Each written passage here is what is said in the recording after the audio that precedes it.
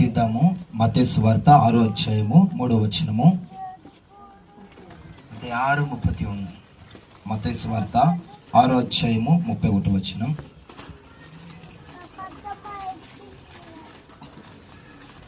కాబట్టి ఏమి తిందుమో, ఏమి త్రాగుదమో, ఏమి ధరించుకొందుమో అని చింతింపకుడి, అన్యజనులు వీటన్నిటి విషయమై విచారింతురు.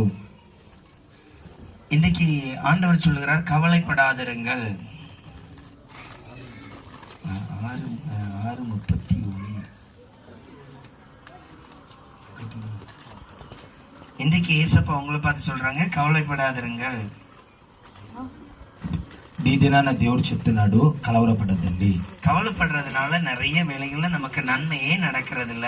కలవరపడడం వల్ల చాలా విషయాలు మనకు మేలు జరగటం లేదు. அதனாலதான் பைபிள்ல சில பகுதிகளில் இயேசு பயப்படாதீங்க, கவலைப்படாதீங்கன்னு சொல்லி இருக்காங்க. అందువల్లనే బైబిల్ అనేక చోట్ల యేసు ప్రభు భయపడద్దు, కలవరపడద్దని దేవుడు చెప్పి ఉన్నాడు. కవలపడறதுனால எப்பவுமே అద్భుతం நடக்கிறது இல்ல. కలవరపడడం వల్ల ఎప్పుడు అద్భుతం జరగదు. కవలపடும் பொழுது ஒரு మనిషి சீக்கிரம் సోర్ந்து పోయిరువాன். కలవరపడినప్పుడు ఒక వ్యక్తి త్వరగా సోలిపోతాడు. கவலைப்படுறவன் நிறைய சாதிக்கவே முடியாது. కలవరపడే వాళ్ళు చాలా సాధించలేరు. நமக்கு நிறைய நன்மை நடக்கணும்னு எதிர்பார்த்தாலே, మనకు చాలా మేలు జరగాలి ఎదురు చూస్తే, நம்ம கவலைக்கு இடம் கொடுக்கவே கூடாது. మనము కలవరానికి స్థలం ఇవ్వకూడదు. கவலைப்படுறதுனாலதான் தோல்வியை சந்திப்போம். కలవరపడడం వల్లనే మనం అపజయాన్ని పొందుకుంటున్నాము. நிறைய காரியம் நமக்கு தெரியாது, చాలా విషయాలు మనకు తెలియదు. ஆனா தெரிஞ்சது போல நம்ம சில வேளைகளை காண்பிப்போம். అయితే తెలిసినట్లుగా కొన్ని పరిస్థితులు మనం చూపించుకుంటాము. சில வேளைகளை நமக்கு அதுவே ஒரு சோர்வு வந்துரும். కొన్ని సమయాలు అదే మనకు ఒక ఇబ్బందికరంగా ఉంటుంది. எனக்கு நல்ல టాలెంట్ இல்ல, నాకు టాలెంట్ లేదు, எனக்கு திறமை வெளிப்படல, నాకు కొన్ని విషయాలు తెలియపరచబడలేదు, அதனால சில வேளைகள்ல கவலைப்படுறோம். దాని వల్ల కొన్ని సమయాలు మనం కలవరపడుతుంటాము. యేసు ஒரு మనిషిని ఆశీర్వదించడానికి, యేసు ఒక వ్యక్తిని ఆశీర్వదించడానికి அந்த నబருக்கு நிறைய టాలెంట్ இருக்கணும்னு అవసరం இல்ல. ఆ యొక్క వ్యక్తికి చాలా టాలెంట్ ఉండాలని అవసరం లేదు. యేసు கூட இருந்தா పోதும். యేసు కూడా ఉంటే చాలు, அவன் ஆசீர்வதிக்கப்படுவான், వాడు ఆశీర్వదింపబడతారు, அவனுக்கு நன்மை உண்டாகும், వాళ్ళకి మేలు కలుగుతుంది. இதுல இருக்கிற உங்களை கவனிச்சு பாருங்க. అయితే ఇందులో నుంచి మిమ్మల్ని మీరు గమనించి చూడండి. యేసుவை நம்புறவங்களா காணப்படுறீங்களா? యేసు నమ్మే వ్యక్తులుగా కనబడుతున్నారా? எனக்கு ஒண்ணுமே இல்லைன்னு కవలయా இருக்கிறீங்களா? అయితే నాకేమీ లేదని చెప్పి కలవరపడుతున్నారా? இன்னைக்கு உங்களுக்காக ஜெபம் பண்ணும் பொழுது, ఈ దినాన్ని మీ కొరకు ప్రార్థించేటప్పుడు యేసప్ప சொன்ன వార్త ఇదేదా, యేసు ప్రభు చెప్పిన మాట ఇదే, కవలపడ వేண்டாం, కలవరపడద్దండి. కవలపడறதுனால மாற்றமே வராது. కలవరపడడం వల్ల ఎటువంటి మార్పు కలగదు. போன வாரம் ஒரு சண்டே சர்வீஸ்ல, గడిచిన ఒక సండే సర్వీస్ లో వర్షిప్ నడత వేండిరుంచి, వర్షిప్ నడిపించాల్సిన వచ్చింది. పాట నల్ల వరాదు, నాకు పాటలు అంత పాడేది రాదు. అప్ప పాడను, అయితే అప్పుడు పాడాలి. ரொம்ப కష్టపడి పాడనే, చాలా కష్టపడి పాడాను. முடிஞ்ச பிறகு ரொம்ப కష్టமா இருந்துச்சு, అయిపోయిన తర్వాత చాలా కష్టంగా ఉంది, నల్లవే పాడలేను, నేను బాగానే పాడలేదనేసి యేసప్ప சொன்னாங்க. అప్పుడు యేసు ప్రభు చెప్పాడు, நான் மற்றவங்கள போல మార్క్ போடுறது இல்ல, నేను మిగతా వాళ్ళగా మార్కు వేసేవాడిని కాదు. తప్పా పాడినాலும் అది எனக்கு నల్లదా இருக்கும், తప్పుగా పాడినా నాకు ప్రియంగానే ఉంటుంది. ஏன்னா உனக்கு திறமைய தர்றது நான் தான், ఎందుకంటే నీకు కృపను అనుగ్రహించేది నేనే. திறமைய கம்மியா கொடுத்திருக்கிறேன்னு எனக்கே தெரியும், నేను ఆ కృప నీకు తక్కువగా ఇచ్చి నాకు తెలుసు. அந்த திறமைய வச்சு நீ எவ்வளவு என் மேல நம்பிக்கையா இருக்குங்கிறது தான் வாழ்க்கை. ఆ యొక్క అవకాశాన్ని బట్టి నీవు నా మీద ఎటువంటి ప్రేమ కలిగి ఉన్నది అది ఇంపార్టెంట్. ஒரு ஆளுக்கு நல்ல திறமை இருக்குன்னா ఒక వ్యక్తికి చాలా గొప్ప కృప ఉంది, ஆண்டவர் தான் கொடுத்திருக்கிறாரு. అది దేవుడు ఇచ్చిండేదే. திறமை கம்மியா இருக்குன்னா కృప తక్కువగా ఉన్నా அதுவும் ఆండவர் தான் అది கொடுத்திருக்கிறாரு. కూడా దేవుడు ఇచ్చిందే. அந்த కమ్మిயான திறமையில ఆండவரை మహిమపడుతుం పొழுது, ఆ యొక్క తక్కువగా ఉన్నటువంటి దేవుని కృపలో దేవుని మహిమపరిచినప్పుడు అదే యేసు ఆశీర్వదిస్తాడు, దాన్ని దేవుడు ఆశీర్వదిస్తాడు, అదే యేసు విரும்புவார், అది యేసు ఇష్టపడతాడు. அதை యేసు புறக்கணிக்கிறதே இல்ல, దాన్ని దేవుడు కొరతగా చెప్పేవాడు కాదు. కారణం என்ன தெரியுமா? కారణం ఏమో తెలుసా? அந்த టాలెంట్ கொடுத்தது యేసుதான், ఆ టాలెంట్ ఇచ్చింది యేసు ప్రభువే. அதனால யாரையும் యేసు புறக்கணிக்கிறது இல்ல, అందువల్ల యేసు ప్రభు దేన్ని కొరతగా చెప్పటం లేదు. యేసు உங்களை அதிகமா என்ன பண்றாரு? అప్పుడు యేసు ప్రభు మిమ్మల్ని అధికంగా ఏం చేస్తున్నాడు? நேசிக்கிறாரு, ఇష్టపడుతున్నాడు. அதனால எப்பவும் అందువలన ఎప్పుడు కవలపడాதீங்க, కలవరపడద్దండి. இருக்கிறதுல நம்மள ఆశీర్వదిస్తారు, మనకున్నదంతా ఆయన ఆశీర్వదిస్తాడు. చిన్నదా இருந்தா கூட, మనకు కొద్దిగా ఉన్నప్పటికీ కూడా యేసు ஒரு நாள் உங்க మేல కోపపడறது இல்ல, యేసు ప్రభు ఒక రోజుగా మీ మీద కోపపడే వ్యక్తి కాదు. அதனாலதான் பாத்தீங்கன்னா అందువల్లే మనం గమనించినట్లయితే కనుక நிறைய நேரம் ஜெபம் பண்ணிருப்பாங்க, కొంతమంది చాలా సేపు ప్రార్థన చేసి ఉంటారు, కొంచె நேரம் ஜெபம் பண்ணுவாங்க, కొంతమంది కొంత సమయమే ప్రార్థిస్తారు. அந்த ஜெபத்துக்கும் యేసు பதில் தருவார், ఆ కొద్ది ప్రార్థనకి యేసు యేసు ప్రభు బదులు ఇస్తాడు. உங்க மனம் அவ்வளவு கவலையா இருக்கும். కారణం ఏమంటే మేము హృదయం అంత కలవరంగా ఉందని అర్థము. அதனால உடனே ఆశీర్వదించురు. అందువల్ల వెంటనే ఆశీర్వదిస్తాడు. గమనించి పాருங்க, జాగ్రత్తగా గమనించి చూడండి. ஒரு 2 வயசு பையனுக்கு நல்லா பேச வராது. 2 సంవత్సరాల పిల్లవానికి సరిగా మాట్లాడేది రాదు. நிறைய வார்த்தை அப்படியே சரியாவே இருக்காது. చాలా మాటలు సరిగా మాట్లాడలేడు. ஆனா அதை பார்த்து பெற்றோர் ரொம்ப சந்தோஷப்படுவாங்க. అయితే వాళ్ళ కన్న తల్లిదండ్రులు దాన్ని చూసి చాలా సంతోషిస్తారు. அதே போலதான் అదే ప్రకారంగానే நல்ல ஜெபம் பண்ணுவாங்க, ఒక వ్యక్తి బాగా ప్రార్థన చేస్తాడు, பாட்டு பாடுவாங்க, బాగా పాట పాడతాడు, ஒருத்தருக்கு சரியா ஜெபம் பண்ணவே வராது, సరిగ్గా ప్రార్థన చేసేది తెలియదు, மட்டும்தான் இருப்பாங்க, ఏడుస్తూనే ఉంటారు. அதையும் இயேசு நேசிப்பார். దాన్ని కూడా యేసు ప్రభు ఇష్టపడతాడు. அதுக்கும் பதில் கொடுப்பார். దానికి బదులు ఇస్తాడు. அந்த ஜெபத்துக்கும் கவனம் செலுத்துவார். ఆ ప్రార్థన కూడా దేవుడు గమనంగా వింటాడు. காரணம் இயேசு நம்மை நேசிக்கிறார். కారణం యేసు ప్రభు మమ్మల్ని ఇష్టపడుతున్నాడు. హల్లెలూయా, హల్లెలూయా. அவர் ஒரு நாளும் யாரையும் வெறுக்கிறதில்ல. ఆయన ఒక రోజు కూడా ఎవరిని విడిచిపెట్టే దేవుడు కాదు. మనిదர்கள் நிறைய பணம் இருந்தா நமக்குள்ள కై கொடுப்பாங்க. లోకంలో మనుషులు మన దగ్గర చాలా డబ్బులు ఉంటే మనకు చేయని అందిస్తారు. ஆனா நம்ம కుప్ప తొట్టిல இருந்தாலும் இயேசு நமக்கு కై கொடுப்பார். అయితే మనం కుప్పతొట్టంటి పరిస్థితుల్లో యేసు మమ్మల్ని ఇష్టపడతాడు. அவர் அவ்வளவு நம்ம மேல அன்பு வச்சிருக்காரு. ఎందుకంటే ఆయన అంతగా మన మీద ప్రేమ కలిగి ఉన్నాడు. ஆனா நம்ம எப்போதுமே எப்படி பாப்போம் தெரியுமா? అయితే మనం ఎప్పుడు ఎలా చూస్తామో తెలుసా? இப்படி எல்லாம் பெருசா ரொம்ப பெரிய ஆசீர்வாதம் இருந்தாதான் நல்லா இருக்கும்னு. చాలా గొప్ప ఆశీర్వాదం ఉంటేనే బాగుంటుంది అనిపిస్తుంది. நல்லா கவனிங்க, బాగా గమనించండి. యేసు కూడా இருந்தாலே ఆశీర్వాదం. యేసు ప్రభు కూడా ఉంటేనే ఆశీర్వాదము. హల్లెలూయా, హల్లెలూయా. அவர் கூட இருக்கிறது போல సమాధానం எங்கே இருக்காது. ఆయన కూడా ఉండేటప్పుడు వచ్చే సమాధానం ఎక్కడా దొరకదు. அவர் అவ்வளவு అன்பు కాட்டுகிறார். ఆయన అంతగా ప్రేమ చూపించేవాడు. நான் ஒரு முறை ஒரு பஸ்ல பிரயாணம் பண்ணும்போது ఒక సమయంలో బస్సులో ప్రయాణం చేసేటప్పుడు తిరుపతూరులో 3 நாள் కూటం, ఇక తిరుపతిలో 3 దినాల యొక్క ప్రార్థన కూటములు. எங்க மாவட்டத்துல இருந்து பஸ்ல வர்றோம். ఆ యొక్క మీటింగ్ వరకు వాళ్ళ ఊర్లో నుంచి ఆ బస్సులో వెళ్తున్నారు. அது 2017, అది 2017 2வது மாசம் 2వ నెల. அப்ப வந்து கொண்டிருக்கிறோம். అప్పుడు అలాగ వస్తూ ఉండేటప్పుడు இதே போல சின்ன ஸ்ட்ரேஞ்சர் அந்த பஸ்ல வச்சிருந்தாங்க. ఇలాగ చిన్న స్ట్రేంజర్ ఆ బస్సులో ఉండేది. எல்லாரும் பாட்டு பாடினாங்க, అందరూ పాట పాడుతున్నారు. நானும் பாட்டு பாடினேன். నేను పాట పాడాను. என் பாட்டு சத்தம் நல்லாவே இருக்காது. నేను పాడేటప్పుడు ఆ శబ్దం బాగానే ఉండదు. சத்தம் போட்டு தொண்டெல்லாம் போயிருச்சு. గట్టిగా మాట్లాడి గొంతంతా పోయింది. நான் பாட்டு பாடுறத முன்னால இருந்த 2 பசங்க, నేను పాట పాడేటప్పుడు వెనకాల నుండి 2 పిల్లలు, யாரா எம்ம ராதாவை வண்டியில ஏத்துனது அப்படின்னாங்க. ఎవరయ్యన్న బండ్లు ఎక్కించినారు అనేసి అడిగినారు. அவர் கீச்சுக்கு கத்திக்கிட்டு இருக்கிறாரு அப்படி. ఆయన ఒక విధమైన సౌండ్ తో మాట్లాడుతూ పాట పాడుతున్నారని చెప్తున్నారు. என்கிட்ட சொல்லல, నా దగ్గర చెప్పలేదు. அவனா 2 பேருக்குள்ள பேசி இருக்கிறான். వారిద్దరు మాత్రం మాట్లాడుకుంటున్నారు. அன்னைக்கு நைட் அங்க இறங்கியாச்சு. ఆ రాత్రికి అక్కడ దిగేసాము. அடுத்த நாள் நைட்டு கூட்டம் முடிஞ்ச ఆ பிறகு నెక్స్ట్ రోజు కూటం எல்லாம் ముగించిపోయింది. கூடி ஜெபம் பண்ணாங்க. అందరూ కూడి ప్రార్థన చేశాము. அப்ப நான் நிறைய பேருக்கு வெளிப்பாடு சொன்னேன். అప్పుడు నేను చాలా మందికి దేవుడు ఇచ్చినట్టు ప్రకటనలు తెలియపరిచాను. அப்ப ஒரு பையன் எல்லாம் முடிஞ்ச பிறகு என்கிட்ட சாரி கேட்டான். అప్పుడు ఆ పిల్లవాళ్ళు ఒకరు వచ్చి నా దగ్గరికి అంతా అయిపోయిన తర్వాత సారీ అడిగాడు. அவன் எதுக்கு மன்னிப்பு கேட்டான்னு தெரியாது. ఎందుకు సారీ అడిగాడు అనేసి తెలియటం లేదు. அப்ப அவன் சொன்னா, అప్పుడు వాడు చెప్పాడు, கிண்டல் பண்ணேன், మిమ్మల్ని నేను కిండలుగా మాట్లాడాను, நீங்க பாட்டு பாடினது அம்மா ராதாவை போல இருந்துச்சு அப்படி. మీరు పాట పాడింది అంత చండాలంగా ఉందని చెప్పాను. நான் அதை ஒண்ணும் பெருசா எடுத்துக்கிடல. నేను దాన్ని అంతగా அது అనుకోలేదు. ஒண்ணும் இல்ல அப்படின்னு விட்டுட்டேன். అదేం పెద్దగా సమస్య కాదులే వదిలేశాను. அந்த தம்பியை மறுபடியும் ஒரு ரொம்ப வருஷம் கழிச்சு மறுபடியும் பார்த்தேன். ఆ యొక్క సహోదరుని కొన్ని సంవత్సరాల తర్వాత మరలా చూశాను. அப்போ அந்த தம்பி இருக்கிற சர்ச்சில் అప్పుడు ఆ తమ్ముడు ఉండే చర్చిలో ஒரு వారం మీటింగ్ நடத்த போயிருந்தது. ఒక వారం మీటింగ్ నడిపించడానికి వెళ్ళాను. చర్చ్ మెంబర్ని తెలియదు. ఆ చర్చ్ మెంబర్ నాకు తెలియదు. என்ன பார்த்த உடனே కై కొడతాం. నన్ను చూసిన వెంటనే షేక్ హ్యాండ్ ఇచ్చాడు. எனக்கு அவனை யாருனே தெரியல. వానికి నేను ఎవరో తెలియదు. அவனை சொன்னா என்ன தெரியுதான்னு கேட்டான். ఆ వాడు చెప్పాను నేను ఎవరో తెలుసా అని అడిగాడు. தெரியலையே அப்படின்னு. తెలియలేదని చెప్పాను. బస్సులో வந்திருக்கிறேன், నేను ఇంత కూడా బస్సులో వచ్చానని చెప్పాను. ஞாபகம் வந்தது. అప్పుడు జ్ఞాపకం వచ్చింది. அந்த நாட்களுக்கு அப்புறம் ఆ దినాలకు తర్వాత ஒரு பெரிய வளர்ச்சி எனக்கு காண்பித்தார். నాకు గొప్ప అభివృద్ధి అనేది చూపించాడు దేవుడు. கிண்டல் பண்ண பையன் அப்படியே தான் இருந்தான். అయితే ఆ కిండల్ చేసిన పిల్లవాడు అలాగే ఉన్నాడు. யாரும் பரியாசம் பண்றதுனால கவலைப்படக்கூடாது. ఎవరు మనల్ని పరిహాసం చేస్తున్నారని చెప్పి కలవరపడ్డదండి. ஏன் அப்படின்னா ఎందుకనంటే இயேசு நம்மளை உயர்த்த ஒரே ஒரு நிமிடம் போதும். దేవుడు మనల్ని పైకి తీసుకునేందుకు ఒక నిమిషం చాలు.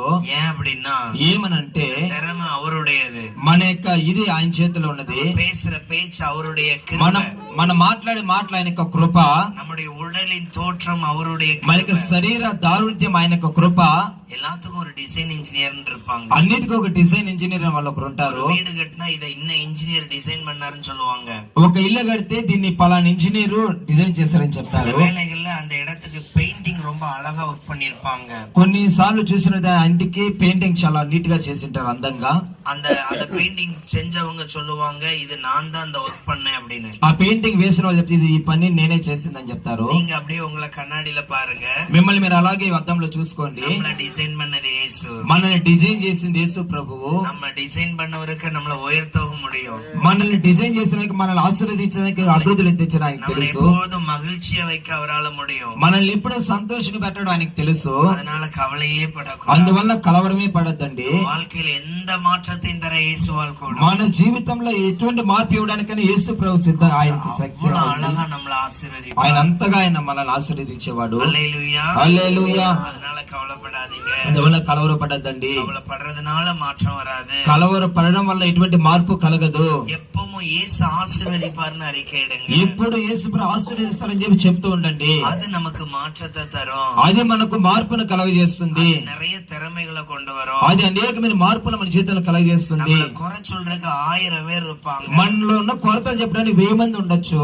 ஆனா நம்மளுக்கு ஆசீர்வாதத்தை தர இயேசு இருக்கிறாரு. మనల్ని ఆశీర్వదించిన యేసు ప్రభు ఉన్నాడు. இந்த 1000 பேரை காட்டிலும் இயேசு பெரியவர். అయ్యా 1000 మంది కంటే యేసు ప్రభు గొప్పవాడు. ஏனென்றால் வானத்தையும் பூமியும் உண்டாக்கினவர் இயேசு. ఎందుకంటే ఆకాశంను భూమిని సృష్టించిన వాడు యేసు ప్రభు. அவர் உங்களை ஆசீர்வதிக்க వల్లமை ఆయన உள்ளவர். మిమ్మల్ని ఆశీర్వదించే శక్తి కలిగిన వాడు. அதனால எப்பவுமே கவலை வரும் பொழுது అందువల్ల ఎప్పుడు కూడా కలవరం వచ్చేటప్పుడు இயேசு கிட்ட போங்க.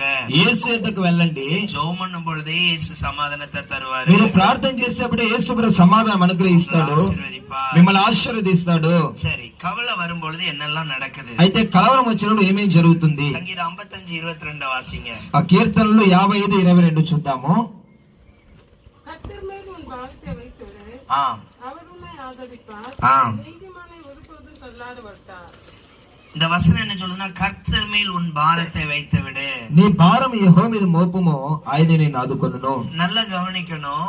బాగా గమనించండి. ஒருத்தன் வெயிட்ட தூக்கிட்டு போனா அது ஒரு பாரம். ఒక వ్యక్తి బరువు మోసుకొని వెళ్తే అది వానికి భారంగా ఉంటుంది. ரொம்ப அழுத்துச்சுன்னா கீழே போட்டுருவான். చాలా ఇబ్బంది అయితే కింద వేస్తాడు బరువు అయితే. ஆனா மன ரீதியா உண்டாகிற பாரம் இருக்கு இல்லையா, అయితే మనసు కలిగే భారం తెలుసా, அத கீழே உடனே இறக்கி வச்சிட முடியும். అది వెంటనే మనం పక్కకు పెట్టేదానికి అవకాశం ఉండదు. அதுக்கு மாற்றம் வந்தா மட்டும்தான் அது கீழே இறங்கும். దాని మార్పు కలిగినప్పుడు మాత్రమే దాన్ని ఆ భారాన్ని పక్కన పెట్టడానికి అవకాశం ఉంటుంది. நினைச்செல்லாம் தூக்கி வைக்க முடியாது. మన వల్ల అయితే మన వల్ల ఆ యొక్క భారాన్ని పక్కన ஏன்னா పెట్టడం அந்த కాదు. பாரம் வெளியே தெரிகிற பாரம் இல்ல, ఎందుకంటే ఆ భారం బయటికి తెలిసేటువంటి భారం அது కాదు. நம்ம மனசுக்கு மட்டும்தான் தெரியும். అది మన మనసుకు మాత్రమే తెలుసు. சில வேளைகள்ல யாராவது நம்மள குறை பேசும் பொழுது, కొన్ని సమయాల్లో ఎవరైనా మన గురించి కొరతలు చెప్పేటప్పుడు, அந்த அந்த வார்த்தை இருதயத்துக்குள்ள போகும் பொழுது, ఆ మాటలు మన హృదయంలోనికి వెళ్ళేటప్పుడు வெளி தோற்றத்துல சிரிச்சுக்கிட்டே இருப்பாங்க, బయట నవ్వుతూనే ఉంటారు. ஆனா மனம் அழுதுகிட்டே இருக்கும். అయితే మనసు ఏడుస్తూ ఉంటుంది. அதனாலேயே அவங்களால அடுத்த நன்மையானதை எதையுமே செய்ய முடியாது. అందువల్ల వారు మంచి కార్యాలు చేయలేకపోతున్నారు. நல்ல ஆகாரம் செஞ்சு வச்சிருப்பாங்க, మంచి ఆహారం చేసి ஆனா పెట్టింటారు. சமாதானத்தோட அதை சாப்பிட முடியாது. అయితే సమాధానంగా ఆ ఆహారాన్ని తినేదానికి కుదరదు. காரணம் யாரோ பேசின ஒரு பாரமான வார்த்தைகள் இருதயத்துல இருக்கும். కారణం ఎవరో మాట్లాడిన కొన్ని భారమైనటువంటి మాటలు హృదయంలో அப்ப ఉండడం వలన. இந்த பாரம் நீங்கணும் அப்படின்னா, అయితే ఈ భారం తొలగిపోవాలనంటే இருதயத்தை உண்டு பண்ணினவருடைய வார்த்தையினால் அதை నీ நிரப்பணும். హృదయాన్ని సృష్టించినటువంటి దేవుని యొక్క మాటలతో ఆ హృదయాన్ని నింపుకోవాలి. அப்பந்தான் பாரம் மாறும். అప్పుడే భారం మారుతుంది. அப்போ ஒரு மனிதன் இந்த பாரத்தை மாற்ற இயேசு கிட்ட போகணும். అప్పుడు అటువంటి భారం మారేదానికి ఒక వ్యక్తి యేసు ప్రద్దకు వెళ్ళాలి. ஏன் அப்படின்னா, ఎందుకనంటే அதனாலதான் கர்த்தர் மேல் பாரத்தை வைத்து விடு. అందువల్ల యెహోవా మీద నీ భారం మోపమంటున్నాడు. இந்த பாரம் என்னைக்காவது ஒரு நாள் வருமானா இல்ல. ఈ భారం ఎప్పుడో రోజు వస్తుందంటే కాదు. எப்பெல்லாம் சந்தோஷமா இருக்கீங்களோ அப்பெல்லாம் யாராவது ஒருவர் உங்க மேல பாரத்தை வைப்பாங்க. ఎప్పుడైతే మనం సంతోషంగా ఉంటాం అప్పుడే ఎవరో ఒకరు మన మీద భారం మోపుతూ ఉంటారు. எப்பெல்லாம் ஜெபம் குறையுதோ அப்பெல்லாம் இந்த பாரம் பிசாசு கொண்டு வந்து ఎప్పుడైతే ప్రార్థన తగ్గుతుందో అపవాది యొక్క భారాన్ని మనలో తీసుకొని వస్తూ ఉంటాడు. பாரம் வந்த உடனே நம்மளால ஒண்ணுமே செய்ய முடியாது. ఈ భారం వచ్చినప్పుడు మన వల్ల ఏమి చేయడానికి కాదు. ஒரு முறை ஒரு குடும்பத்துல ఒక దినాన ఒక కుటుంబంలో ரொம்ப கடன், చాలా అప్పులు, இனி மருந்து சாப்பிட்டுட்டு செத்து போயிடணும். ఆ యొక్క ఏదైనా తిని చనిపోవాలి. அப்படிப்பட்ட நேரத்துல అటువంటి పరిస్థితుల్లో நான் குழந்தை ஸ்கூலுக்கு போயிருந்தேன். వారి యొక్క పిల్లలు స్కూల్కి அந்த వెళ్ళారు. குழந்தைக்கு ஒரு 4 வயசு தான் இருக்கும். ఆ బిడ్డకు 4 సంవత్సరాల వయసు. அப்ப இவங்க சாப்பாடுல நல்ல சிக்கன் எல்லாம் சமைச்சு அதுல அந்த விஷத்தை ஊத்திட்டாங்க. వారి చికెన్ అంతా చేసి ఆ యొక్క చికెన్ లో విషాన్ని కలిపేశారు. பிள்ளை வந்த உடனே கொடுத்துட்டு சாப்பிட்டுட்டு இறந்து போகணும். ఇప్పుడు ఆ యొక్క బాబు వచ్చిన వెంటనే తినేసి చనిపోవాలని తీర్మానం இப்ப చేసుకున్నారు. பிள்ளை ஸ்கూல்ல இருந்து வந்துருச்சு. ఇప్పుడు పిల్లవాళ్ళు స్కూల్లో నుంచి சாப்பாடு వచ్చారు. எல்லாம் ரெடி பண்ணிட்டாங்க. ఆహారం అంతా రెడీ చేసేసారు. இப்ப எடுத்து வச்ச சாப்பாட ఇప్పుడు తయారు చేసిన பிள்ளைக்கு கொடுக்கறதுக்கு போறாங்க. అన్నము బిడ్డకి ఇచ్చేదానికి వెళ్తున్నారు. பிள்ளை வாய் பக்கத்துல போகும்போது பிள்ளை சொல்லுது, ఆ యొక్క ఆ బిడ్డకు వచ్చి నోట్లో పెట్టేటప్పుడు ఆ బిడ్డ చెప్తా ఉంది, அம்மா ஒரே ஒரு நிமிஷம், అమ్మ ఒక్క నిమిషము, என் ஸ்கூல்ல இருந்து ஒருத்தர் ஒரு புக் கொடுத்தாங்க. మా స్కూల్లో ఒకరు ఒక బుక్ ఇచ్చారు, அந்த புக்கை படிச்சு காட்டுங்க. ఆ బుక్ చదివి వినిపించండి. ஏன்னா இத படிச்சா நமக்கு நல்லதான். ఏమంటే ఇది చదివితే మనకు మంచిదంట.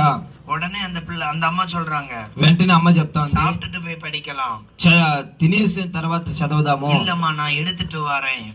లేదమ్మా నేను ఆ బుక్ తీసుకొని அந்த புக்கை వస్తాను. எடுத்துட்டு வந்துருச்சு. ఆ బుక్ ఎత్తుకొని వచ్చింది. அதை ஓபன் பண்ண உடனே అది ఓపెన్ చేసిన వెంటనే யோவான் எழுதின புத்தகத்துல యోహాన్ రాసిన సువార్తలో 16:20 எடுத்து வாசிங்க.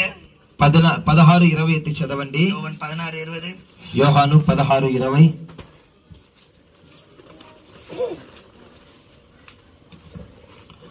మీరు ఏడ్చి ప్రలాపింతురు గాని లోకము సంతోషించును, మీరు దుఃఖింతురు గాని మీ ముఖం సంతోషమగునని మీతో నిశ్చయముగా చెప్పుచున్నాను. மெய்யாகவே நான் உங்களுக்கு சொல்லுகிறேன், ஆம். நீங்கள் அழுது புலம்புவீர்கள், ஆம். உலகமோ சந்தோஷப்படும். ஆம். நீங்கள் துக்கப்படுவீர்கள், ஆம். ஆனாலும் உங்கள் துக்கம் சந்தோஷமாக மாறும். ஆனாலும் உங்கள் துக்கம் சந்தோஷமாய் అయితే மாறும். కూడా మీ దుఃఖం సంతోషంగా మారుతుంది. இந்த வார்த்தை கேட்ட உடனே அந்த அம்மாவால அப்படியே அழுக தானா வந்துருச்சு. ఇక మాట చదివిన వెంటనే ఆ యొక్క తల్లికి భయంకరమైన ఏడుపు వచ్చింది. ஏன்னா இந்த வார்த்தைக்கு ஒரு வல்லமை உண்டு. ఏమంటే ఆ మాటకు ఒక శక్తి ఉన్నది. இந்த வார்த்தை ஒரு செகண்ட்ல ஒரு மனுஷனை ఆ மாத்திரும். యొక్క వాక్యం ఒక్క సెకన్ ఒక మనిషిని మారుస్తుంది. அந்த வார்த்தையை படிச்ச உடனே இது என்ன புத்தகம்னு கேட்டுச்சு. ఆ యొక్క వాక్యం చదివిన వెంటనే ఇది ఏం పుస్తకం అని అడిగింది. యేసు ప్రభు యొక్క பேஜ் பின்னால போய் వెంటనే 2 పేజీల తర్వాత చదివి அதை எடுத்து வாசிச்ச 14:1. అది 16:1 உங்கள் இருதயம் கலங்காதிருப்பதாக, ஆம். தேவனிடத்தில் விசுவாசமாயிருங்கள், என்னிடத்திலும் விசுவாசமாயிருங்கள். இந்த இடத்துல சொல்லப்படும் உங்கள் இருதயம் கலங்காது இருப்பதாக, ఇక్కడ చెప్తా ఉంది మీ హృదయం కలవరపనియద్దండి. என்னிடத்துல விசுவாசமா இருங்க. నా దగ్గర విశ్వాసంగా ఉండండి.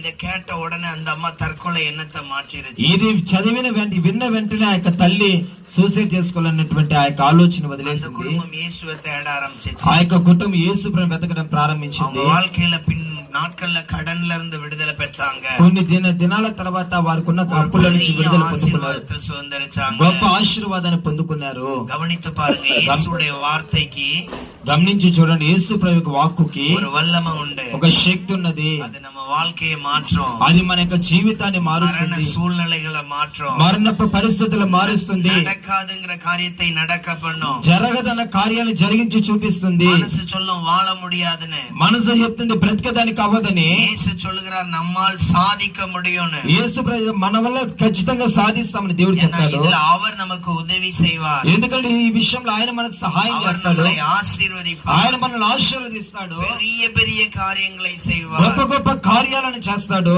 அந்த குடும்பம் வரும் நாட்கள்ல ஒரு பெரிய ஊழியக்காரங்களாய் ఆ மாறினார். కుటుంబం కొద్ది దినాల తర్వాత గొప్ప సేవకుల కుటుంబంగా మార్చబడింది. அந்த சந்தோஷத்துக்கு காரணம் இயேசு. ఆ సంతోషానికి కారణం యేసు ప్రభువు. இன்னைக்கு நம்மளும் அப்படிதான் பாரத்தோட இருப்போம். ఈ దినాన మనం కూడా అటువంటి భారంతో ఉన్నాము. நீங்க பாரமா இருக்கிறது உங்க முகம் காட்டி கொடுத்துரும். మీరు భారంగా ఉండే మీ ముఖమే చూపిస్తుంది. இயேசுவோடு சந்தோஷமா இருக்கிறவன் பாட்டு பாடுறதுக்கு முன்னாடியே உள்ள வந்துருவான். యేసు ప్రభు సంతోషంగా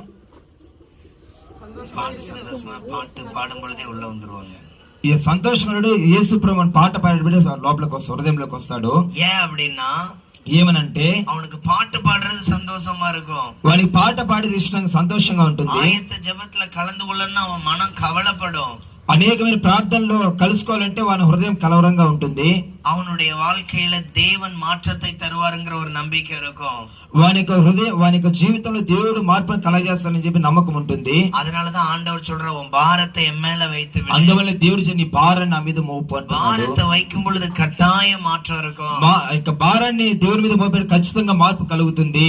நான் பாட்டு பாடுறதுக்கு சரியில்லைன்னு சொன்னவங்க நிறைய பேர் உண்டு. నేను పాట పాడడానికి సరిగ్గా పాడలేని చెప్పి చెప్పేవాళ్ళు ఎంతో మంది நான் ఉన్నారు. அதனாலயே வெளியே இருந்து எப்பவுமே கூட்டங்களுக்கு ஆராதனைக்கு நீ யாரையும் ஆளை எடுக்க மாட்டேன். అందువల్ల నేను బయట ఎక్కడైనా మీటింగ్లకు ఆరాధనకు ఎవరిని మనిషిని తీసుకోరు. என் பிரேயர்ல நிறைய சின்ன பிள்ளைங்க இருப்பாங்க. నా ప్రార్థనలో చాలా మంది చిన్న పిల్లలు ఉంటారు. சின்ன பிள்ளைகள் ஊழியம் நடத்துறேன். నేను చిన్న పిల్లలకి పరిచయం அதுல இருக்கிற చేస్తాను. பிள்ளைகளை தான் பாட வைப்பேன். అందులో ఉన్న పిల్లల్ని పాడేటట్టుకి அவங்க நல்லா பாடாட்டாலும் அவங்களதான் பாட வைப்பேன். వాళ్ళు నా బాగా పాడకపోయిన వాళ్ళని పాడించేస్తాను. ஆனா அவங்க பாடுறதே அவ்வளவு அழகா இருக்கும். అయితే వాళ్ళు పాడేది అంత వినడానికి అంత అద్భుతంగా என்னுடைய ఉంటుంది. யூடியூப் சேனல் கிட்ஸ் பிரேயர் டிவின்னு ஒரு சேனல் இருக்கு. నాకు YouTube channel kids prayer TV kids prayer TV అని ఒక యూట్యూబ్ அந்த ఛానల్ சேனல்ல ఉంది. போய் பாருங்க தெரியும். ఆ ఛానల్ పోయి చూడండి తెలుస్తుంది. நல்ல பாட்டு பாடுற பிள்ளைங்க நிறைய பேர் இருக்கிறாங்க. బాగా పాటలు పాడే పిల్లలు చాలా మంది ఉంటారు. எப்பவுமே திறமைசாலிகள் நம்ம கூட தான் இருப்பாங்க. ఎప్పుడు మనకు సహాయం చేసి మనతో కూడానే ఉంటారు. நம்ம தான் அவங்கள கவனிச்சு பார்க்கணும். మనమే వాళ్ళని గమనించి చూడాలి. இதே போல நமக்குள்ளேயே நாம திறமைசாலியா இருப்போம். మనము కూడా ధర్మశాలలో ఉండాలి. இது இயேசுவுக்கு மட்டும்தான் தெரியும். ఇది యేసు ప్రభువుకు మాత్రమే తెలుసు. இயேசு கையை பிடிக்கும் பொழுதுதான் நான் திறமைசாலிங்கிறதே தெரியும். యేసు చేపట్టుకుని విడే మనం బుద్ధిశాలని తెలుస్తుంది. இயேசு கையை பிடிச்சிருக்கும் பொழுதுதான் என்னால 10 பேரை தூக்கி எடுக்க முடியும்னு தெரியும். యేసు ప్రభు నా చేపట్టుకుని నా వల్ల 10 మంది పిల్లల పైకి లేవతారు నాకు తెలుస్తుంది. இயேசு கையை பிடிச்சிருக்கும் பொழுதுதான் இவங்க எல்லாரை விட நான் திறமைசாலிங்கிறதே வரும். యేసు ప్రభు నా చేపట్టుకుని వీళ్ళందరికంటే నేను బుద్ధిశాలని నాకు తెలిసింది. அப்ப கவனிச்சு பாருங்க. గమనించి చూడండి. நம்ம கூட இயேசு இருக்கிறாரா? నా తోడ యేసు ఉన్నాడా? நமக்குள்ள இயேசுடைய வார்த்தை இருக்குதா? నాతో యేసు ప్రభు యొక్క వాక్యం ఉందా? அப்படி நம்ம ஒரு ஐக்கியத்துல வந்துட்டாலே అటువంటి ఐక్యతలో మనం వచ్చినప్పుడు பெரிய திறமைசாலி தான். ఒక గొప్ప బుద్ధిశాలి. நல்லா కవనించి பாருங்க. బాగా గమనించి చూడండి. சில பிள்ளைகள் கவர்மெண்ட் ஸ்கூல்ல படிக்கும். కొంతమంది పిల్లలు గవర్నమెంట్ స్కూల్లో చదువుతుంటారు. சில பிள்ளைங்க சிபிஎஸ் ல படிப்பாங்க. కొంతమంది సిబిఎస్ లో చదువుతుంటారు. మెట్రికులేషన్ లో படிப்பாங்க. మెట్రికులేషన్ లో చదువుతుంటారు. నేషనల్ సిలబస్ లో படிப்பாங்க. ఇక వేరే సిలబస్ లో చదువుతుంటారు. அப்ப நல்லா கவனிச்சு பாருங்க. గమనించి చూడండి. எல்லாருக்கும் ஒரு வித்தியாசமான திறமைகள் இருக்கும். వీళ్ళందరికీ ఒక్కొక్కరికి ఒక విధమైనటువంటి టాలెంట్లు ఉంటాయి. இவங்க எல்லார்ட்டையும் వీళ్ళందరి దగ్గర பேச்சுவார்த்தையில ஒரு வித்தியாசம் இருக்கும். మాట్లాడే మాటలో ఒక వ్యత్యాసం ఉంటుంది. డ్రెస్ కోడ్ వేడలో ஒரு வித்தியாசம் இருக்கும். వారు వేసిన డ్రెస్ లో ఒక వ్యత్యాసం ఉంటుంది. ஒரு ஸ்கூல்ல இவ்வளவு திறமை உருவாக்க முடியும்னா ఒక స్కూల్ ఇటువంటి టాలెంట్ ఉండేటప్పుడు இயேசு கிட்ட எவ்வளவு திறமை இருக்குது. యేసు ఎంత టాలెంట్ ఉంది. இயேசு கிட்ட போனா எவ்வளவு అழகா உருவாக்குவாரு. మనం యేసు దగ్గర మనల్ని ఎంత ప్రిపేర్ గా ఎంత బాగా ప్రిపేర్ நம்ம చేస్తాడు. தான் போறதில்ல. అయితే అంతగా మనం దేవుని దగ్గరికి இயேசு వెళ్ళము. அவ்வளவு அழகா நம்மள மாற்றம் பண்ணுவார். యేసు అంతగా మనల్ని మార్పు చెందిస్తాడు. அதனாலதான் ரட்சிப்பின் சந்தோஷம்னு ஒண்ணு இருக்கு. అందుకే రక్షణ సంతోషం ఒకటి ఉంది. அதுல ஒருத்தன் நிரப்பப்படும் பொழுது అందులో ఒక నింపబడినప్పుడు அவனை கர்த்தர் உயர்த்துவார். వాడిని దేవుడు పైకి లేవనెత్తుతాడు. நான் யூடியூப் சேனல் தொடங்கும் பொழுது నేను యూట్యూబ్ ఛానల్ ఆరంభించినప్పుడు ஊழியக்காரங்க என்ன கிண்டல் பண்ணது உண்டு. చాలా మంది సేవకులను కిండలుగా మాట్లాడారు. எங்கேயாவது கிடைக்கிற ஊழியக்காரங்களை வீடியோ எடுத்து போடுவேன். అయితే ఎక్కడెక్కడైనా ఆ సేవకుల యొక్క వీడియోలు ఉంటే దాన్ని తీసంతా యూట్యూబ్ ఛానల్ పెట్టేవాడిని. அவங்க கிண்டல பண்ணுவாங்க, யாருங்க இது அப்படின்னு. నా వాళ్ళ కింద ఎవరు దీన్ని పెట్టింది అనేసి கேட்கும் பொழுது ரொம்ப కష్టமா இருக்கும். వినేటప్పుడు చాలా కష్టంగా ఉంటుంది. அதை அப்படியே கண்டுக்காம விட்டுருவேன். అది అలాగే వదిలేస్తుంటాను. ஒரு முறை ஒரு குழந்தையுடைய అమ్మ சொன்னாங்க, ఒకసారి ఒక చిన్న బిడ్డకి తల్లి చెప్పింది, நல்லாவே இல்ல ப்ரோக்ராம், నల్లా బాగానే లేదు ఇక ప్రోగ్రామ్ అని. என்னங்க ப்ரோக்ராம் போடுறீங்க, ఎటువంటి ఏంది ఇట్లాంటి ప్రోగ్రాంలు వేస్తానని. இப்படி போட்டா யாரும் சேனலை பார்க்க மாட்டாங்க. ఇట్లాగానే వేస్తే ఎవరు కూడా ఈ ఛానల్ చూడరు. 1K సబ్స్క్రైబర్ వరకు ఒక 1K సబ్స్క్రైబ్ వచ్చిన తర్వాత 1 வருஷம் ఆచి. 1 సంవత్సరం అయింది. ஆனா அதே 2வது வருஷம் అదే నెక్స్ట్ ఇయర్ 10K సబ్స్క్రైబర్ ఉండాలి. 10K సబ్స్క్రైబర్స్ వచ్చింది. அதுக்கு அடுத்தாப்புல பாத்தீங்கன்னா ఆ నెక్స్ట్ తర్వాత చూసినట్లయితే కనుక 20K సబ్స్క్రైబర్ 20K సబ్స్క్రైబర్స్ వచ్చింది. இப்போ 36K సబ్స్క్రైబర్. ఇప్పుడు 36K సబ్స్క్రైబర్స్ వచ్చింది. திறமை இல்லன்னு சொல்றதுக்கு 1000 பேர் உண்டு. టాలెంట్ లేదని చెప్పేదానికి 1000 మంది ఉన్నారు. இயேசு கூட இருக்கிறார். యేసు కూడా ఉన్నాడు. அவர் எல்லாரையும் உயர்த்த முடியும். ఆయన అందరిని పైకి లేవనెత్తడానికి శక్తి ఉంది. ஒரு நல்ல வளர்ச்சிக்கு காரணம் இயேசு. ఒక మంచి అభివృద్ధికి కారణం యేసు. ஒருத்தங்க கிண்டல் பண்ணாங்க இல்லையா, ఒకరు కిండల్ చేశారు చూసారా, அவர் இன்னும் 8 கீழே தான் இருக்கிறாரு. వాళ్ళు ఇంకా 8K లోనే ఉన్నారు. எனக்கு முன்னாலேயே தொடங்கினவரு. నాకు ముందుగానే యూట్యూబ్ ఛానల్ స్టార్ట్ చేశారు. இன்னைக்கு நான் போடுற ப்ரோக்ராம்லாம் பெருசா సక్సెసా இருக்காது. ఇప్పటికి కూడా నేను యూట్యూబ్ లో వేసే ప్రోగ్రామ్ అంత గొప్పగా సక్సెస్ అవ్వదు. பல நாட்டுல என்ன தெரியும், అయితే అనేక చోట్ల పాస్టర్ గారు తెలుసు. காரணம் என்ன தெரியுமா, కారణం ఏమో తెలుసా, இயேசுக்கு என்ன நல்லாவே தெரியும். యేసు ప్రభువుకి నేను బాగా తెలుసు. హల్లెలూయా, హల్లెలూయా. அவரோடு இருக்கிறதுக்கு ரொம்ப நேரம் கொடுங்க. ఆయనతో కూడా గడిపేదానికి చాలా సమయం ఇవ్వండి. நீதிமானை தள்ளாட விட்டார். నీతిమంతుడు ఎప్పటికి చేయి వదలడు. யார் நீதிமான்? ఎవరు నీతిమంతుడు? வேதம் சொல்லுகிறது, వాక్యం చెప్తా ఉంది, நீதிமானுக்கு இன்னொரு பெயர் உண்டு, నీతిమంతుడికి మరొక పేరుంది, குற்றமற்றவன்.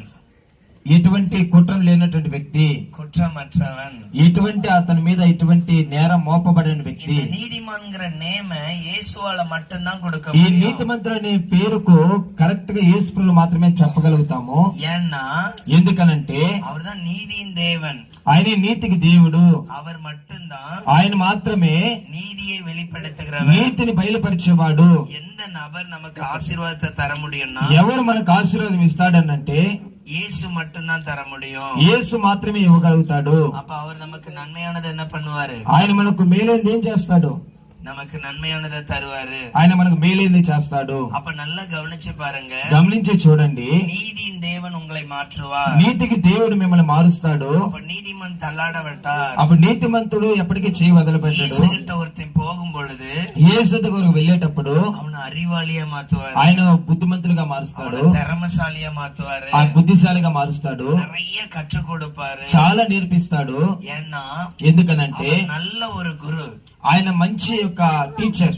அவரை போல சொல்லி கொடுக்க ஒருத்தருமே இல்ல. ఆయన లాగా చెప్పేదానికి చెప్పించడానికి ఎవరు కూడా లేరు. எல்லாரையுமே உருவாக்கிடுவாரு. ఆయన అందరినీ ప్రిపేర్ చేస్తాడు. பேச தெரியாதவனை கூட பேச வைப்பாரு, మాట్లాడదని తెలియని వాళ్ళని కూడా మాట్లాడించేటట్టు దేవుడు చేస్తాడు. தெரியாதவனை கூட பார்வையடைய வைப்பாரு, కన్ను కనపడే వారికి కూడా చూపును అనుగ్రహిస్తాడు. அவர் கூட இருக்கிற நம்ம கவலைப்படலாமா? అటువంటి దేవుడు మనతో కూడా మనం కలవరపడవచ్చునా? இயேசு இன்னைக்கு நமக்கு சொல்ற வார்த்தை, యేసు మనకి ఈ దినాన్ని చెప్పేటటువంటి మాట, பாரத்தை இயேசுக்கு மேல வச்சிருங்க. ఈ భారాన్ని యేసు ప్రభు మీద పెట్టండి. அப்ப இயேசு எப்படி நம்மள சுமப்பார்? అలాగే దేవుడు మనల్ని ఎలాగా ప్రిపేర్ చేస్తాడు, సహాయం ஒண்ணுமே చేస్తాడు. இருக்காது, உங்களுக்கு கவலையே இருக்காது. உங்க வீட்டுல ஒண்ணுமே இருக்காது, உங்களுக்கு கவலை మీ இருக்கு. ఇంట్లో ఒక ఏమీ ఉండదు, అయినా మీకు కలవరం ఉండదు. ஏன்னா ரொம்ப ஹாப்பியா இருப்பீங்க. ఎందుకంటే చాలా హ్యాపీగా ఉంటారు. காரணம் என்ன தெரியுமா? కారణం ఏమో తెలుసా, அவர் உங்களை சுமக்கிறவராய் ఆయన இருக்கிறார். మిమ్మల్ని ప్రిపేర్ చేసేవాడై ఉన్నాడు. சில பாடுள்ள வாழ்க்கைக்குள்ள காணப்படலாம். మీరు కొన్ని ఇబ్బందికరమైన పరిస్థితుల్లో నడుస్తూ ఉండొచ్చు. அங்க இயேசு இருக்கிறதுனாலே சந்தோஷம் இருக்கும். అక్కడ యేసు ప్రభు ఉండడం వల్ల మీకు సంతోషం ఉంటుంది. நான் ஒரு சிறுவர்கள் மத்தியில பேசுற ஒரு கதையை உங்களுக்கு சொல்லிதாரு. నేను చిన్న పిల్లల మధ్య మాట్లాడే ఒక చిన్న కథ మీకు చెప్తాను. நம்ம பாஸ்டர் அந்த கதையில எடுத்துக்கிடலாம். నా యొక్క పాస్టర్ నన్ను ఆ యొక్క కథలో మెన్షన్ చేస్తున్నారు. சரியா? ஓகேவா? ఓకేనా? நம்ம பாஸ்டர் ஒரு கடற்கரையில ஊழியம் செய்ய போயிருக்கிறாங்க. கடற்கரை, ఒక సముద్రం దగ్గర పని చేయడానికి వెళ్తున్నాడు. நான் பேசுற தமிழ் நல்லா புரியுதுல்ல? మాట్లాడే తమిళ అర్థమవుతుంది కదా? Thank you.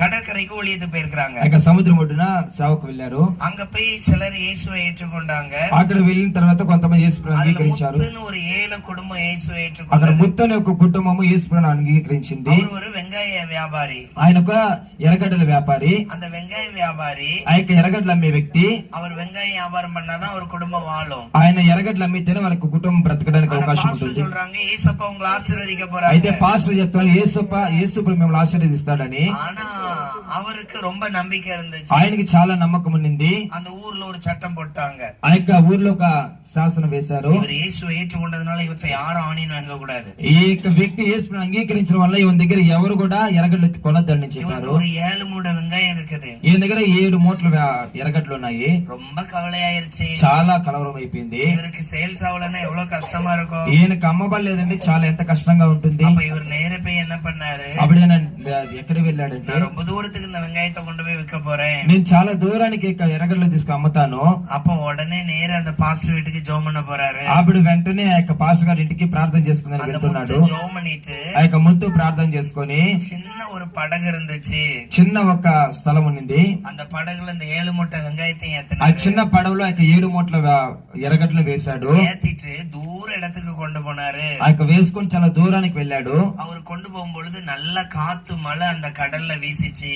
ఆయన తీసుకు వెళ్ళేటప్పుడు చాలా గాలి వర్షం ఆ యొక్క సముద్రంలో இவர் వచ్చింది. ஜெபம் பண்றாரு. ఈయన ప్రార్థన చేస్తున్నాడు. ஏசப்பா வெங்காயம் போனாலும் நாம் போயிடக்கூடாதுன்னு. ప్రభువా ఈ యొక్క ఎర్రగడ్డలు పోయినా నేను పోకూడదని இவருடைய படகு ரொம்ப சேதமாக ஆரம்பிச்சிச்சு. ఈ యొక్క పడవ మునిగిపోయేదానికి ఆరంభించింది. அப்படி ஒரு இடத்துல கரை ஒதுங்கிச்சு. అలాగా ఒక స్థలంలో పడిపోయింది. கரை ஒதுங்குனா ఆ యొక్క ఆ యొక్క పడవ ఇది అయిపోయిన తర్వాత இவர்கிட்ட மிஞ்சினது ஒரே ஒரு மூடை வெங்காயம் தான். ఈయన దగ్గర మిగిలింది ఒకే ఒక్క మూట இந்த ఎర్రగడ్డ வெங்காயத்தை మాత్రమే. கரைக்கு கொண்டு வந்தாரு. ఈ యొక్క ఎర్రగడ్డలను ఒడ్డుకు తీసుకొని వచ్చాడు. இவருக்கு ஏதாவது சாப்பிடணும்ல, ఈయన ఏదో ఒకటి తినాలి కదా. இவர் கொஞ்சம் விறகெல்லாம் வச்சு தீ பத்தச்சாரு. ఆ యొక్క కట్లని పెట్టి మంట పెట్టారు. அங்க சில மீன்களை பிடிச்சாரு. ఆడ కొన్ని చేపలు పట్టుకున్నాడు. அதுல அதை సமைக்க ఆరంభించారు. ఆ యొక్క వంట చేయని ప్రారంభించాడు. ఆనియన్లం పోட்டு అழகா టేస్టా ఆ సமைச்சாரு. యొక్క ఎర్రగడ్డలంతా వేసి సూపర్ గా టేస్ట్ కూర చేశాడు. சாப்பிட்டுட்டு இருந்த உடனே తిన్న తర్వాత அங்க இருந்த நாட்டு அதிகாரிகள் வந்துட்டாங்க. అక్కడ ఉన్నటువంటి ఆ ఊరు పెద్దలు వచ్చారు. இவரை பிடிச்சிட்டு போயிட்டாங்க. ఈయన పట్టుకొని వెళ్ళిపోయారు. அப்ப இவரை பிடிச்சிட்டு போகும் பொழுது ఈయన పట్టుకొని వెళ్ళినప్పుడు அங்க இருக்கிறவங்க நீ என்ன கொண்டு வந்திருக்கிறேன்னு ఆ கேட்டாங்க. రెండు వాళ్ళు నువ్వు ఏమి ఎత్తుకొని వచ్చావని అడిగారు. அப்ப இவர் சொன்னாரு நான் வெங்காயம் கொண்டு வந்திருக்கிறேன் அப்படின்னு. ఆయన చెప్పాడు నేను ఎర్రగడ్డలు తీసుకొని వచ్చానని చెప్పాడు. வெங்காயம் என்னன்னே அவங்களுக்கு தெரியாது. ఈ ఎర్రగడ్డలు అంటే వాళ్ళకి ఏం తెలియదు. இந்த వెంగాయం என்ன செய்ய பண்ண முடியும் ఈ அப்படின்னு ఎర్రగడ్డలు ఏం చేసేదానికి ఉపయోగిస్తారని అడిగాడు. இதாவது சொன்னாரு சமைக்கலாம் அப்படின்னு. ఏం చెప్పాడు వంటలు వాడుకోవచ్చు అని చెప్పాడు. ஓ அப்படி அப்ப எங்களுக்கு சமைச்சு காட்ட அப்படின்னு. ఓ అలాగ అయితే మాకు వంట చేసి చూపించని చెప్పాడు. உடனே இவர் வெங்காயத்தை எடுத்து கட் பண்றாரு. వెంటనే నా ఎర్రగడ్డలు తీసి కట్ చేస్తున్నాడు. இதுவரைக்கும் அங்க யாரும் வெங்காயத்தை பார்த்ததில்ல. అప్పటి వరకు అక్కడ ఎవరు కూడా ఎర్రగడ్డలు చూస్తుండే వాళ్ళే కాదు. வெங்காயத்தை கட் பண்ண உடனே எல்லாருக்கும் கண்ணீர் வர ஆரம்பிச்சிருச்சு. ఈ యొక్క ఎర్రగడ్డలు కట్ చేయని వెంటనే అందరికీ కళ్ళలో నీళ్లు కారే స్టార్ట్ நம்ம అయింది. நாட்டை அழிக்கிறதுக்கு ஏதோ கெடுதல் பண்ண வந்திருக்கிறான் அப்படின்னு. మన దేశాన్ని ఇచ్చేసేదానికి దేవుడో ఆ యొక్క వేరే దాన్ని இவங்க తీసుకొని அவ்வளவு பேர் அவனை వచ్చారు. கொல்ல பார்த்தாங்க. వీళ్ళందరూ కూడా అతన్ని చంపేదాన్ని அந்த చూశారు. தேச தலைவர் மட்டும் ఆ యొక్క దేశానికి అధిపతి మాత్రము இவனை ஒண்ணும் செய்யாதீங்க, నిన్ను ఏమి చేయొద్దండి.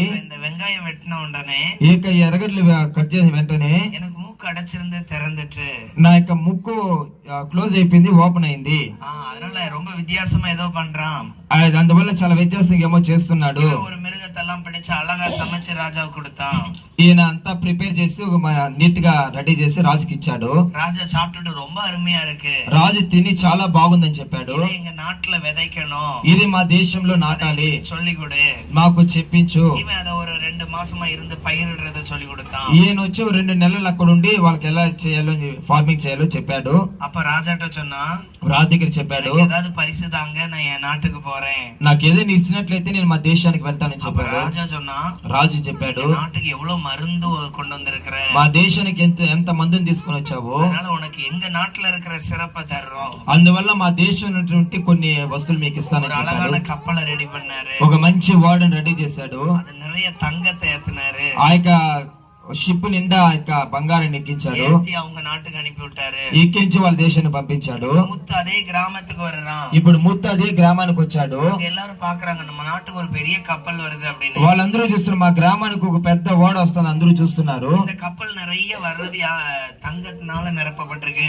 ఈ యొక్క ఓడ చాలా బంగారంతో నింపబడి ఉంది. இந்த முத்து கரையிறங்கின உடனே ఈ యొక్క ముత్తు ఒడ్డు తీగిన వెంటనే நாட்டுல இருக்கிற எல்லா தலைவரும் பார்த்து ஆச்சரியப்பட்டாங்க. ఆ యొక్క దేశంలో పెద్ద పెద్ద వాళ్ళంతా చూసి ఆశ్చర్యపోతున్నారు. சாப்பாட்டுக்கே வழி இல்லாதவன் பெரிய பிரபுவா மாறிட்டான். తినేదానికి తినేలేని వాడు యొక్క దేశానికి గొప్ప అధికారిగా మారిపోతున్నాడే. ஆண்டவர் அவனை குறிச்சு கொடுத்த வார்த்தை என்ன? దేవుడు ఆయనకి వ్యక్తిని ఇచ్చిన మాట ఏమనంటే, நான் உன்னை ஆசீர்வதிப்பேன். నేను నిన్ను ఆశీర్వదిస్తాను. அவன் கொண்டு போனது ஒரு சாதாரண வெங்காயம் தான். వాడు తీసుకొని వెళ్ళిన సాధారణ ఎర్రగడ్లే. ஆனா அந்த வெங்காயத்தை வச்சு அவனை பெருசா என்ன பண்ணாரு? ఆ యొక్క ఎర్రగడ్డలు పెట్టి దేవుడు ఎంత గొప్పగా ఏం చేశాడు?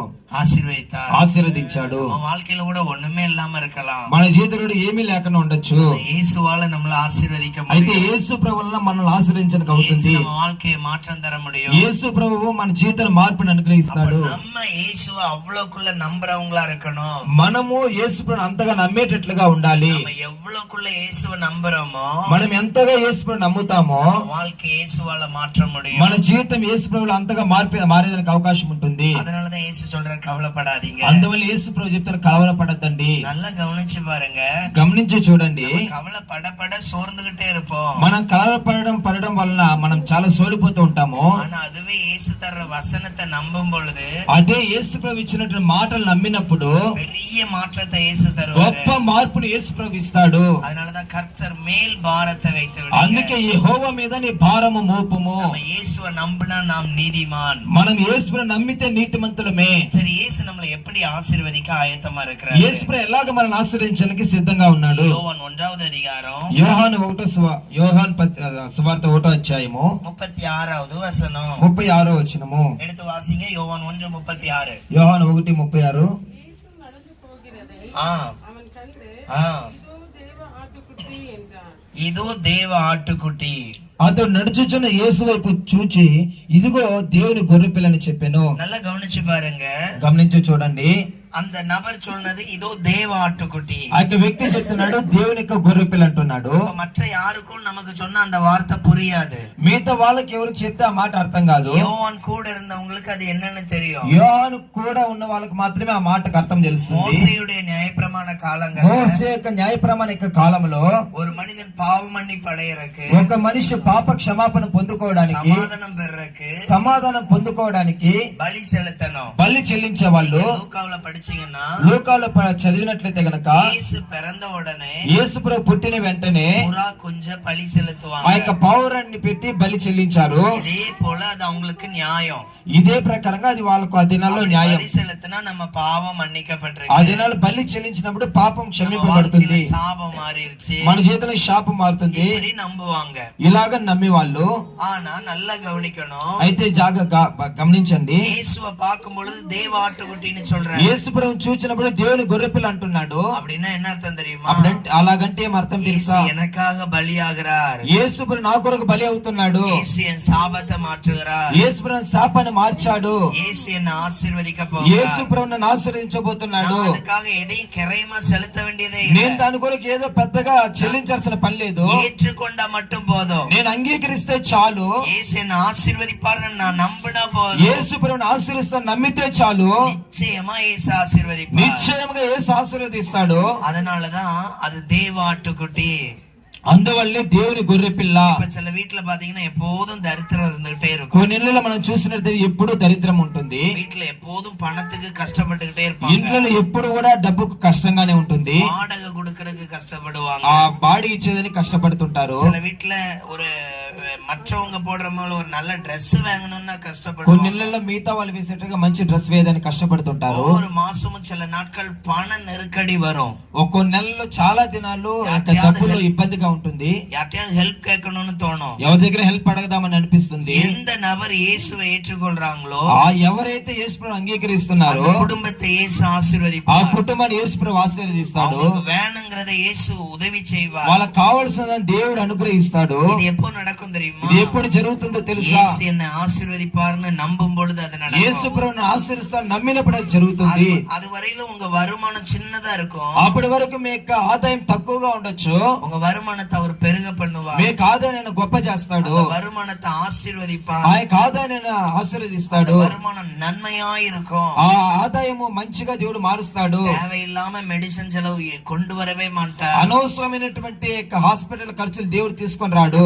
15,000 ரூபாய் மாதம் வருமானம் வருதுன்னா ఒక 15,000 నెలకు ఆదాయం వస్తుందనంటే அதுலயே நமக்கு மீதம் எடுக்க செய்வார். అందులోనే మనకు మిగిలేటట్టుగా దేవుడు చేస్తాడు. இதுதான் தேவனுடைய ஆசீர்வாதம். ఇదే దేవుని యొక్క ఆశీర్వాదము. மோசேனுடைய காலங்கள்ல பலி செலுத்தணும். మోషే కాలంలో బలి చెల్లించే వాళ్ళు. இயேசு இருக்கிற வரைக்கும் பலி செலுத்தணும். యేసు ప్రభు ఉండేంత వరకు బలి చెల్లించారు. அப்போ நிறைய பேர் பலி செலுத்தினாலும் சமாதானம் கிடைக்காது. అప్పుడు చాలా మంది బలి చెల్లించినా కూడా సమాధానం దొరకదు. அதனால என்ன பண்ணுவாங்க அப்படின்னா, అందువల్ల ఏం చేస్తారో తెలుసా? இந்த பலி செலுத்துறதுக்கு நிறைய வரி வச்சிருப்பாங்க. ఈ యొక్క బలి చెల్లించి చాలా కార్యాలు పెట్టింటారు. ஒரு ஆடை வாங்கி பலி செலுத்தணும் அப்படின்னா, ఒక ఆవును తీసుకుని బలి చెల్లించాలంటే பெரிய ஆடு 1000 ரூபான்னா ఒక పెద్ద ఆవు ఎద్దు 1000 రూపాయలు అంటే சர்ச் பக்கத்துல போய் வாங்கினா 10,000 ரூபாய் வரும். చర్చి పక్కన వెళ్తే వీళ్ళు అడిగితే 10,000 అవుతుంది. இது அன்னைக்கு அங்க ரோமர் ஆட்சி, அவ்வளவு சட்டம், அவ்வளவு வரி போட்டிருந்தாங்க. ఆ దినాలలో రోమన్ సామ్రాజ్యంలో అటువంటి చట్టాలు ఉండేటివి.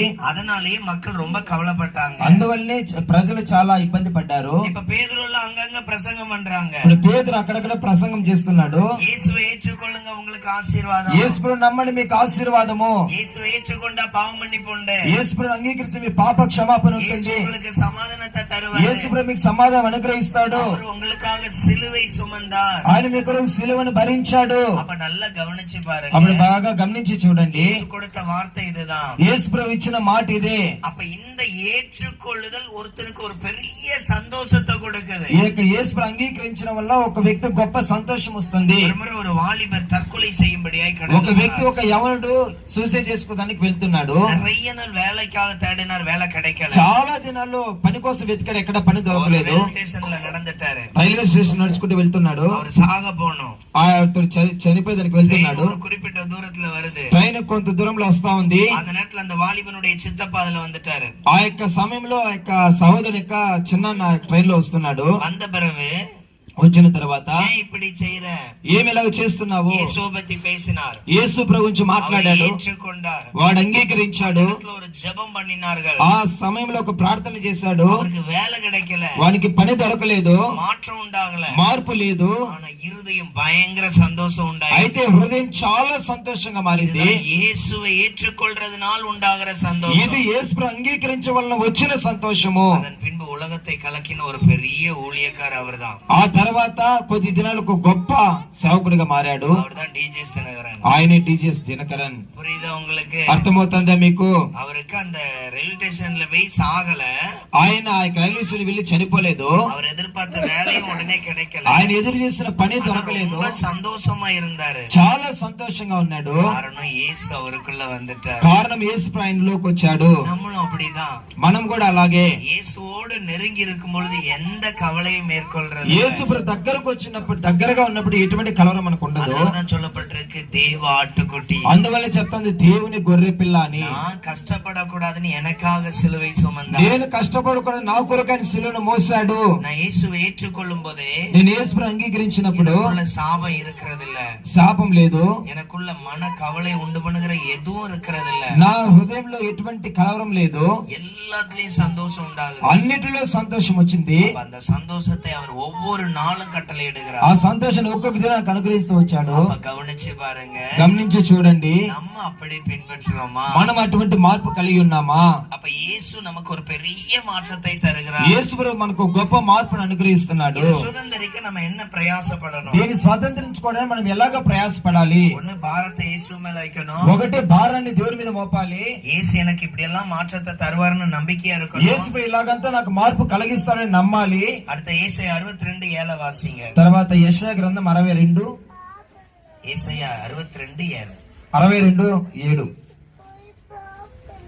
அவர் எருசலேமை ஸ்திரப்படுத்தி ஆ, பூமியிலே ஆ. அதை புதிர்ச்சாக்கும் வரைக்கும் அவரை அமர்ந்திருக்க விடாதிருங்கள். இந்த இடத்துல என்ன சொல்லப்பட்டிருக்கு அப்படின்னா, இயேசுவை அமர்ந்திருக்க விடாதிருங்கள். యెహోవా జ్ఞాపకర్తలారా విశ్రమింపకుడి. இயேசுவை அமர்ந்திருக்க விடாதிருங்கள். యేసు ప్రభువును அமர்ந்திருக்க விடாதிருங்கள். యేసు ప్రభు అలాగే ఇచ్చేద్దండి.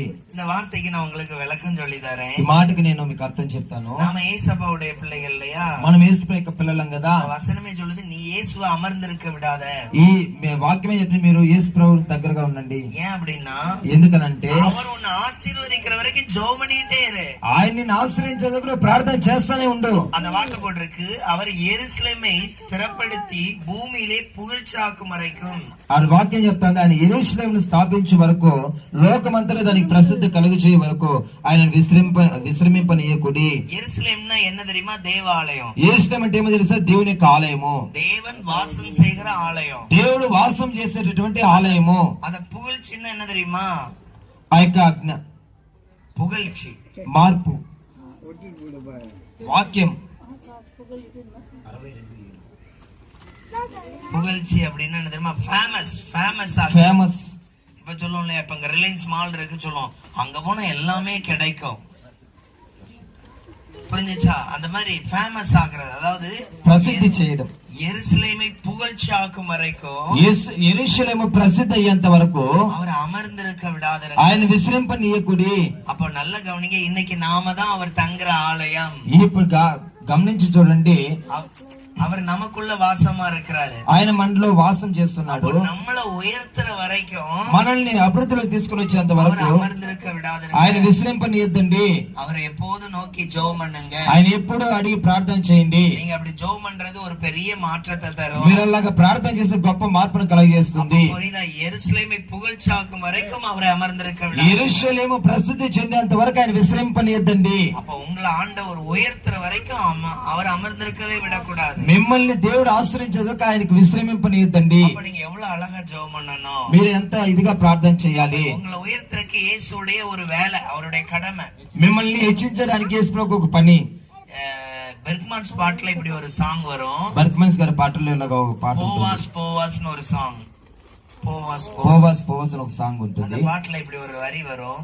உந்தன் அடிமை நானையா, என்னை காப்பாற்றும் கடமை உமக்கையா. నీ బానిసని నేనయ్యా, నన్ను కాపాడేది నీ యొక్క బాధ్యత అయ్యా. உந்தன், அந்த பாட்டை பாடுறேன் பாருங்க. உந்தன் அடிமை நானையா, என்னை காப்பாற்றும் கடமை உமக்கையா. நான் ஊழியத்துக்கு வந்த புதுசுல, నేను సేవకు వచ్చిన వెంటనే சாப்பாட்டு கூட வழி இருக்காது. తినేదానికి కూడా అవకాశం இந்த ఉండదు. பாட்டை கண்டினியூவா பாடுவேன். ఈ పాటను కంటిన్యూగా పాడుతూ ఉంటాను. அந்த பாட்டு பாடும்போது சாப்பாடு கிடைக்காது. ఆ పాట పాడేటప్పుడు నాకు అన్నం பயங்கரமான దొరకదు. ஒரு சந்தோஷம் అయితే இருக்கும். భయంకరమైన ఒక సంతోషం ఉంటుంది. காரணம் என்ன தெரியுமா? కారణం ఏమో తెలుసా? தேவனுடைய வார்த்தையினால் ஒருவன் பிழைப்பான். దేవుని యొక్క వాక్యం వల్ల వారు బ్రతుకుతారు.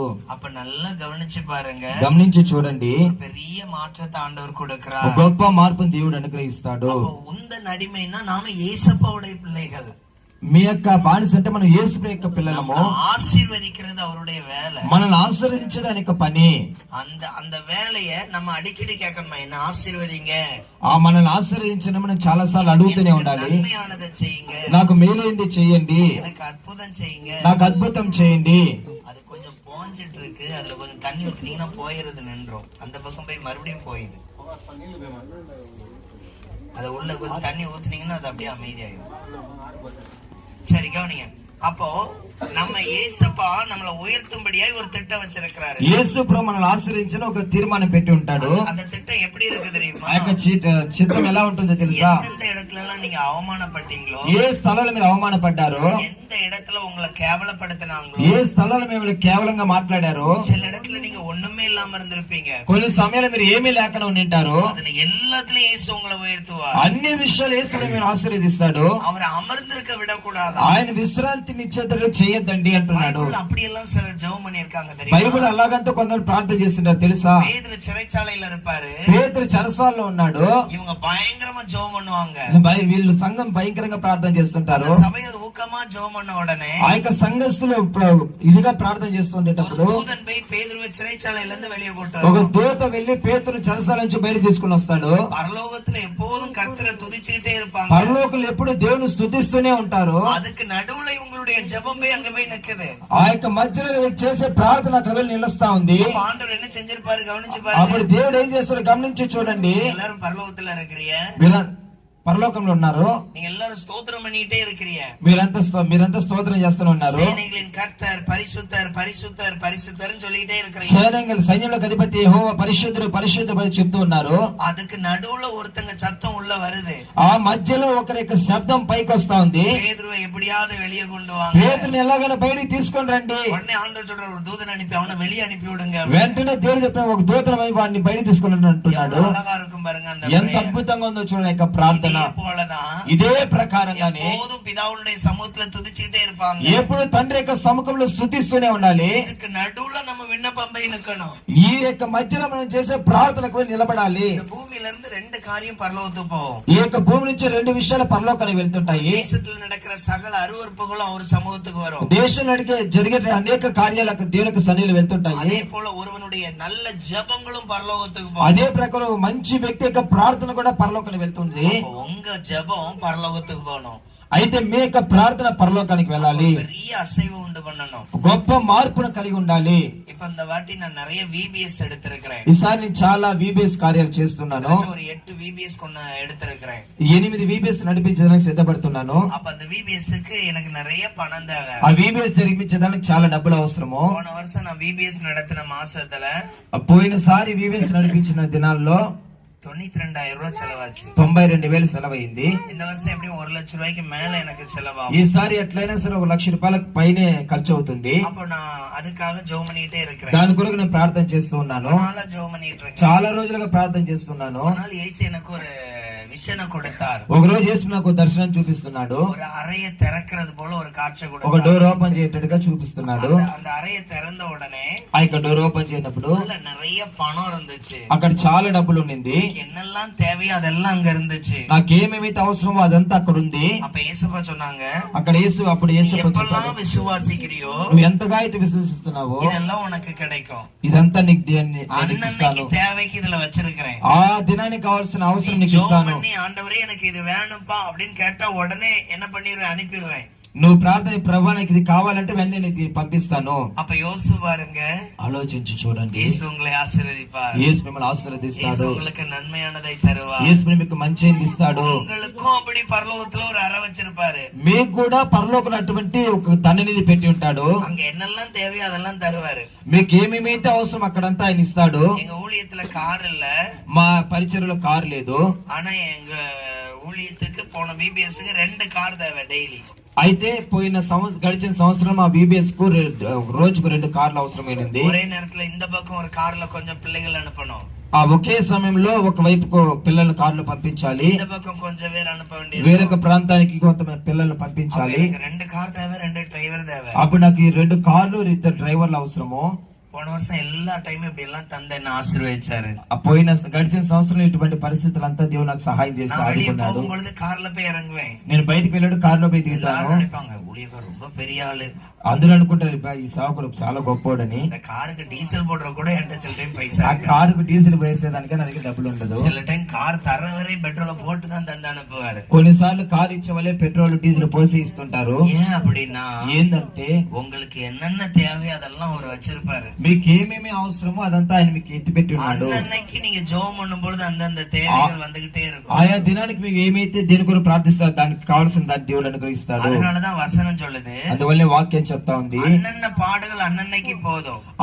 ఏ దినం కీడు ఆ యొక్క దినానికి చాలు అంటున్నది. ஒன்றுக்கும் கவலைப்படாதீங்க. దేనికి మీరు కలవరపడద్దండి. கவலைப்படுறதுனால மாற்றம் நடக்காது. మీరు కలవరపడడంలో ఏ మార్పు కలగదు. ஜெபம் பண்ணா இயேசு ஆசீர்வதிப்பார். ప్రార్థన చేస్తే దేవుడు ఆశీర్వదిస్తాడు. வாழ்க்கையில మాற்றத்தை కట్టలేడువాர். మన జీవితంలో మార్పును కలగజేస్తాడు. எல்லாருக்கும் அப்படி ஒரு blessing வச்சிருக்கிறார். మీ అందరికీ అటువంటి ఒక గొప్ప దీవెన పెట్టి ఉన్నాడు. ஜெபம் பண்ணும் பொழுது அதை சுதந்தரிப்பீங்க. మీరు ప్రార్థన చేయనప్పుడు దాన్ని స్వతంత్రించుకుంటారు. அதனாலதான் அவர் தேவ ஆட்டுக்குட்டி. అందువల్ల ఆయన దేవుని గొర్రె పిల్ల. என் வாழ்க்கையை மாற்றக்கூடிய ஒரு நபர். నా జీవితాన్ని మార్పు కలిగించిన గొప్ప వ్యక్తి. நான் இது வரைக்கும் ஒரு 20 பாட்டு எழுதியிருக்கேன். నేను ఇప్పుడు ఒక 20 పాటలు రాస్తున్నాను. எத்தனை பாட்டு எழுதியிருக்கிறேன்?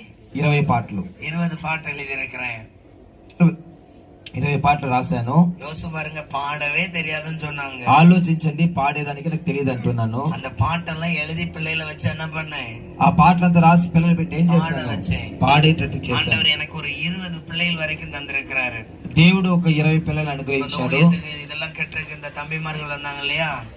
ఇక ఇక్కడ ఈ మీటింగ్ అంతా ఇక పిల్లలాగా వచ్చి పనిచేశారు చూసారా? இதே போல என் கூட்டத்துல நிறைய பெண் பிள்ளைகள் இருக்கிறாங்க. ఇదే ప్రకారంగానే మా కూటాల్లో చాలా మంది ఆడపిల్లలు ఉన్నారు. ஒரு பெரிய மண்டபத்துல கூட்டம் நடத்துவேன். నేను చాలా పెద్ద మండపంలో ప్రార్థన நடத்துவேன். వారమంతా నడిపిస్తాను. அங்க பாத்தீங்கன்னா ஒரு 100 பேர் வரைக்கும் வருவாங்க. అక్కడ చూస్తే ఒక 100 మంది దాకా వస్తారు. அங்க பாட்டு பாடுறதுக்கு பெண் பிள்ளைகள் இருப்பாங்க. అక్కడ పాటలు పాడడానికి ఆడపిల్లలు ఉంటారు. முடிஞ்ச உடனே எல்லாருக்கும் சாப்பாடு உண்டு. అయిపోయిన వెంటనే అందరికి ఆహారం ఉంటుంది. எல்லா வேலையும் செய்ய ஆண்டவர் ஆட்களை தந்திருக்கிறார். అన్ని పనులు చేయడానికి దేవుడు పిల్లల్ని అనుగ్రహించాడు. அப்ப தேவன் நமக்கு என்னென்ன தேவையோ அதை தர வல்லமை உள்ளவர். అప్పుడు దేవుడు మనకి ఏమేమైతే అవసరమో అదంతా దేవుడు అనుగ్రహించేసి மறுபடியும் சொல்றேன், మరలా చెప్తున్నాను, கவலைப்படுத்துறதுக்கு நிறைய பேர் இருப்பாங்க. కలవరపడే చాలా మంది ఉంటాము. ஆனா இயேசு சந்தோஷப்படுத்தும்படியாய் வந்திருக்கிறார். అయితే యేసు ప్రభు సంతోషం పెట్టడానికి వచ్చాడు. మనకు మేలు చేసేందుకు వచ్చాడు. ஜெபம் பண்ணும் பொழுதே ஒரு பெரிய சந்தோஷம் అందువల్ల உண்டு. మీరు ప్రార్థన చేయడం మీకు గొప్ప సంతోషం ఉంటుంది. சந்தோஷம் வர்ற வரைக்கும் ஜெபம் பண்ணணும். సంతోషం వచ్చేందరూ ప్రార్థన చేయాలి. அதுதான் ஜெபம். అదే ప్రార్థన. ஒரு இடத்துல 8 மணி நேரம் வேலைக்கு போறோம், ఒక స్థలంలో 8 గంటల సేపు పనికి వెళ్తా ఉంటాము. 5 மணி நேரம் முடிச்சிட்டு வந்துட்டு அதுக்கேத்த சேலரி தான் கொடுப்பாங்க. 5 గంటల పని చేసి వస్తే దానికి తగినట్టుగా సాలరీ ఇస్తారు. இயேசு கிட்ட போகும் பொழுது యేసు దగ్గరికి వెళ్ళేటప్పుడు அவர் எனக்கு பதில் கொடுக்கும் வரை சமூகத்துல காத்திருக்கும். ఆయన మనకు బదులు ఇచ్చేందుకు ఆయన సన్నిధిలో వెయిట్ அது ஒரு చేయాలి. பெரிய மாற்றத்தை అది கொடுக்கும். ఒక గొప్ప మార్పును కలగజేస్తుంది. நம்மள நிறைய பேர் குறை சொல்றதுக்கு இருக்கிறாங்க. మన మీద చాలా మంది కొరత చెప్పేందుకు ఎంతో మంది ఉంటారు. உடனே ஏதோ ஒரு வார்த்தையை சொல்லி நம்மள அப்படியே அழ வச்சிருவாங்க. ఏదో ఒక మాట చెప్పి వెంట మనం ఏడ్పించేస్తారు. சில நம்பினவங்க கூட அப்படியெல்லாம் பேசுவாங்க. మనకు మంచి వాళ్ళు అనిపించుకునే వాళ్ళు కూడా అలా మాట్లాడుతుంటారు. நம்ம இருதயத்துக்கு பிடிச்சவங்களா இருப்பாங்க. మన హృదయానికి దగ్గరగా ఉండే వాళ్ళుగా சில ఉండొచ్చు. வேளைகள் அவங்க செய்யற காரியம் கூட நம்மள அழ வச்சிரும். కొన్నిసార్లు వాళ్ళు చేసే పనులు కూడా మనకు ఏడుపు இயேசு వస్తుంది. ஒரு நாள் உங்களை அழ வைக்க மாட்டார். అయితే యేసు ప్రభు ఒక దినం కూడా మిమ్మల్ని ఏడిపించేవాడు ஏன்னா కాదు. அவர் கண்ணீர் துடைக்கிற கர்த்தர். ఎందుకంటే ఆయన కన్నీరు తుడిచేది. அவர் சொல்ற வார்த்தையெல்லாம் எப்படி இருக்கும் தெரியுமா? ఆయన చెప్పే మాటలు ఎలా ఉంటాయి? முடியாதுன்னு சொல்லும் பொழுது நம்ம வாழ்க்கையை மாற்றக்கூடியவர். నా వల్ల కాదనేటప్పుడు ఆయన జీవితాన్ని మార్పు చేసి அவ்வளவு அன்பா చూపిస్తాడు. நம்ம மேல இருக்கிறாரு. అంత ప్రేమగా ఆయన మనం కలిగి ఉన్నాడు. அவ்வளவு இரக்கத்தை காண்பிக்கிறவர். అటువంటి కృపను మన ఎడలకు அதனாலதான் చూపిస్తున్నాడు. அவர் நம்மள உயர்த்துற వரைக்கும் நம்ம ஜெபம். అందువల్ల ఆయన మనల్ని హెచ్చించేందుకు మనం ప్రార్థన చేస్తూ ఉండాలి. 2019లో ஒரு కన్వెన్షన్ కూట எனக்கு தந்திருந்தாங்க. 2019 సంవత్సరంలో కన్వెన్షన్ నడిపించాను. அங்கங்க வால் போஸ்ட் ஒட்டி இருந்தாங்க. అక్కడక్కడ వాల్ పోస్టులు అంతా பெரிய అతికించారు. பேனர்ல நான் வர்றேன்னு பேர் போட்டிருந்தாங்க. పెద్ద బ్యానర్ లో వస్తాననేసి పేరంతా వేసి పెట్టారు. ரொம்ப தூரத்துக்கு டீப் லைட் எல்லாம் கட்டி இருந்தாங்க. చాలా దూరానికి అంతా ట్యూబ్ లైట్లు అంతా కట్టి ఉన్నారు. கலர் லைட் எல்லாம் போட்டிருந்தாங்க. చాలా కలర్ లైట్లు అంతా వేసి ఉన్నారు. பெரிய ஸ்டேజ్ எல்லாம் அமைச்சிருந்தாங்க. చాలా పెద్ద స్టేజ్ అంతా రెడీ ரொம்ப చేశారు. சந்தோஷமா இருந்துச்சு. చాలా సంతోషంగా ఉండింది. 3 நாள் కన్వెన్షన్ కూటం. 3 రోజుల కన్వెన్షన్ కూటము. நான் ஊழியம் 15ல தொடங்கி నేను 2010లో సేవకు వచ్చి 4 வருஷம் ஆயிருக்கு அந்த ஸ்டேஜ் ஏறதுக்கு. 4 సంవత్సరాల దాకా స్టేజ్ ఎక్కేదానికి. ஸ்டேஜ் ஏறி முடிச்ச கடைசி நாள் ఆ యొక్క స్టేజ్ ఎక్కి దిగే చివరి దినాన ஏசப்பட்ட ஜெபமனே నేను యేసు ప్రభు దగ్గర ప్రార్థన చేశాను. போதும் கர்த்தாவே, చాలు ప్రభువా, ரொம்ப சந்தோஷமா இருக்கிறேன். చాలా సంతోషంగా எனக்கு ఉన్నాను. இவ்வளவு பெரிய வாய்ப்பை தந்திருக்கிறீங்க. నాకు ఎంత గొప్ప అవకాశం ఇచ్చిన్నావు. அப்ப இயேசு சொன்னாரு, అప్పుడు యేసు ప్రభు చెప్పాడు, போதும்லாம் சொல்லாத, చాలు నువ్వు చెప్పకూడదు, இது சும்மாதான், ఇది చాలా చిన్నది, பெருசு பெருசா வச்சிருக்கிறேன். ఇంకా చాలా పెద్దవిగా నీ పెట్టి அது ఉన్నాను. முடிஞ்ச உடனே கொரோனா லாக்டவுன். అది అయిపోయిన వెంటనే కరోనా లాక్డౌన్ கிட்டத்தட்ட ஒரு 8 மாசம் கண்டினியூவா வீட்டுக்குள்ளே இருந்தோம். దగ్గర దగ్గర 8 నెలల పాటు ఇంట్లోనే ఉన్నాము. ஒரு நாளைக்கு 8 மணி நேரத்துல இருந்து 10 மணி நேரம் வரைக்கும் ஜெபம் பண்ணுவோம். ఒక రోజుకి 8 నుంచి 10 గంటల వరకు ప్రార్థన చేశాము. డైలీ కాన్ఫరెన్స్ ప్రేయర్ நடந்துட்டே. డైలీ కాన్ఫరెన్స్ లో ప్రేయర్ జరిగేది. அது முடிஞ்ச அந்த లాక్డౌన్ திறந்த உடனே, అది అయిపోయిన లాక్డౌన్ ఓపెన్ చేసిన వెంటనే கூட்டத்தை ஆண்டவர் ஒழுங்கு பண்ணாரு. ఒక ప్రార్థన కూటం దేవుడు ప్రిపేర్ చేశాడు. 400 பேருக்கு மேல இருந்தாங்க. దగ్గర దగ్గర 400 మందికి పైన ఉంటారు. அது நான் போனதுல அதுதான் ஃபர்ஸ்ட் பெரிய கூட்டம். నేను వెళ్ళిన మీటింగ్ లో అదే పెద్ద కూటము. இந்த மாசத்துலயே ஒரு பெரிய சேகர சபையில ஒரு கூட்டம் நடத்தி. ఈ దినం కూడా ఒక పెద్ద చర్చిలో మీటింగ్ జరిపించాను. அதே போல ఆட்கள் வந்திருந்தாங்க. అదే ప్రకారంగా జనాలు అక్కడికి వచ్చిన్నారు. நல்லா கவனிங்க, గమనించి చూడండి. என்னைக்கு ஒரு சூழ்நிலை வந்தோடனே போதும்னு என்னைக்கு நினைக்காதீங்க. ఈ పరిస్థితి వచ్చేసింది అని చెప్పేసి చాలు అని చెప్పేసి అనుకోదండి. எப்பவுமே இன்னும் உயர்த்த வல்லமை యేసు ప్రభు ఇంకను దీవించే దేవుడు, நிறைய అద్భుతంగా చేయ వల్లமை, చాలా అద్భుతం చేసే దేవుడు. కవలపడితే நிறைய பேர் இருக்கிறாங்க. కలవరం పడిచేదానికి చాలా మంది ఉండొచ్చు. காதுலயே வாங்கிக்காதீங்க. అదంతా చెవులో కూడా తీసుకోవద్దండి. இயேசு இருக்கிறார் அரவணைக்க. యేసు ప్రభు ఉన్నాడు మనల్ని బాగు చేసేదానికి. సమాధానం தர அவர் இருக்கிறாரு. సమాధానం ఇచ్చేందుకు ఆయన ఉన్నాడు. మళ్ళీ சொல்றேன், கூட இருக்கிறவங்க நம்மள புரிஞ்சிக்க முடியாது. అందుకే మళ్ళా చెప్తాను, కూడా మనకు ఉండే వాళ్ళు అర్థం చేసుకోలేరు. நம்பி ஒரு இடத்துக்கு போயிருப்போம்.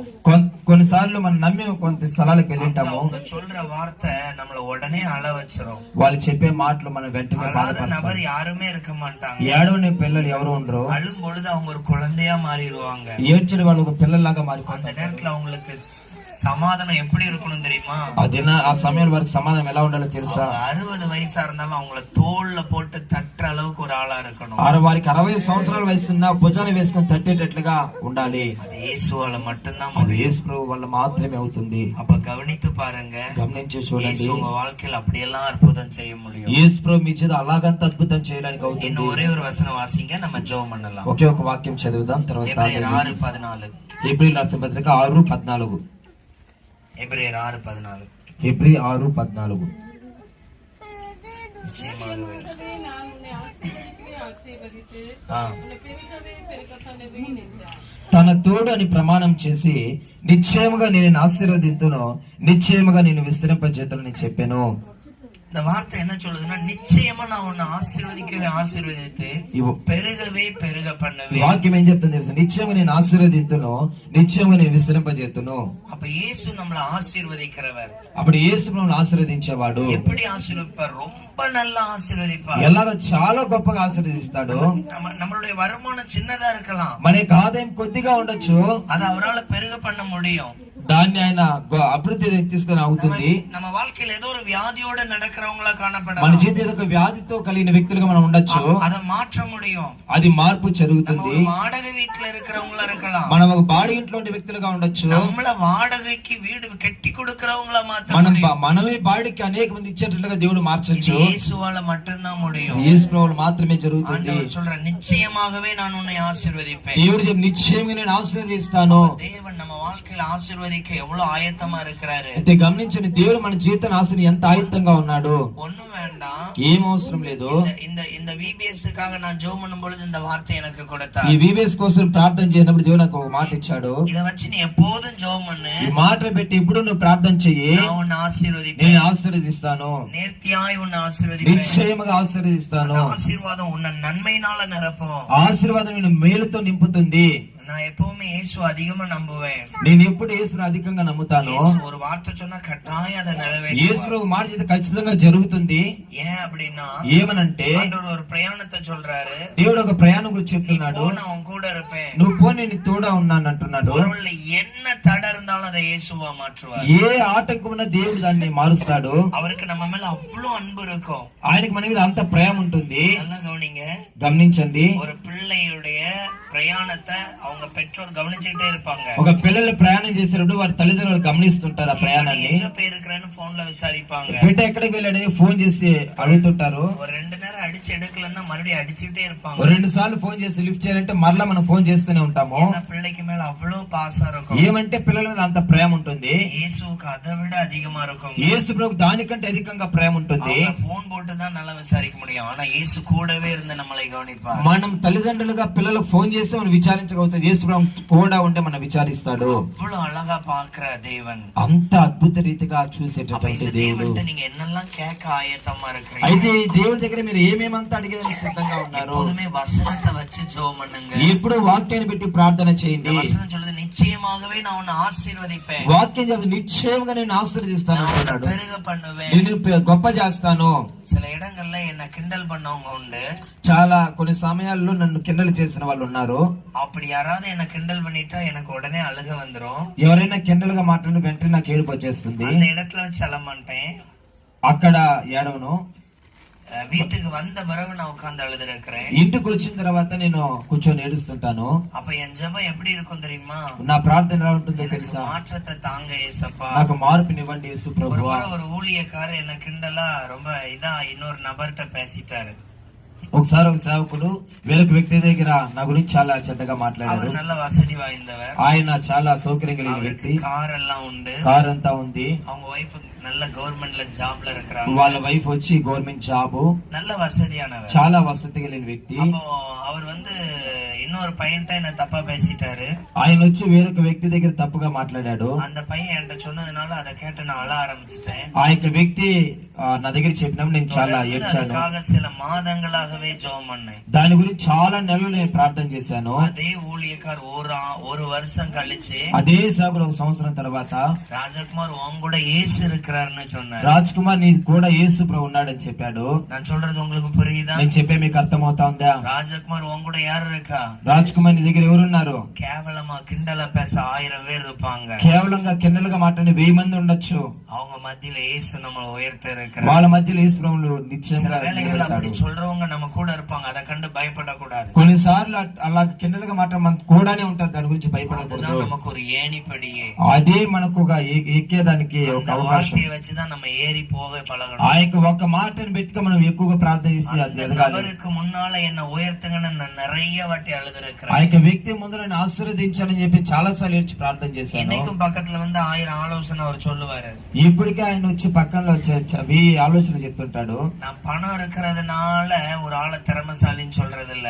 ఒక డబ్బు ఉందని చెప్పి ఒక వ్యక్తిని బుద్ధిశాలి నేను చెప్పను. ஏசு எந்த நபர் கூட இருக்கிறாரோ அவர்தான் பெரிய திறமசாலி. యేసు ఎవరితో కూడా ఉంటారో ఆయనే గొప్ప గొప్ప బుద్ధిశాలి. பணம் 1000 பேர்கிட்ட இருக்கும், డబ్బులు 1000 మంది దగ్గర ఉండొచ్చు.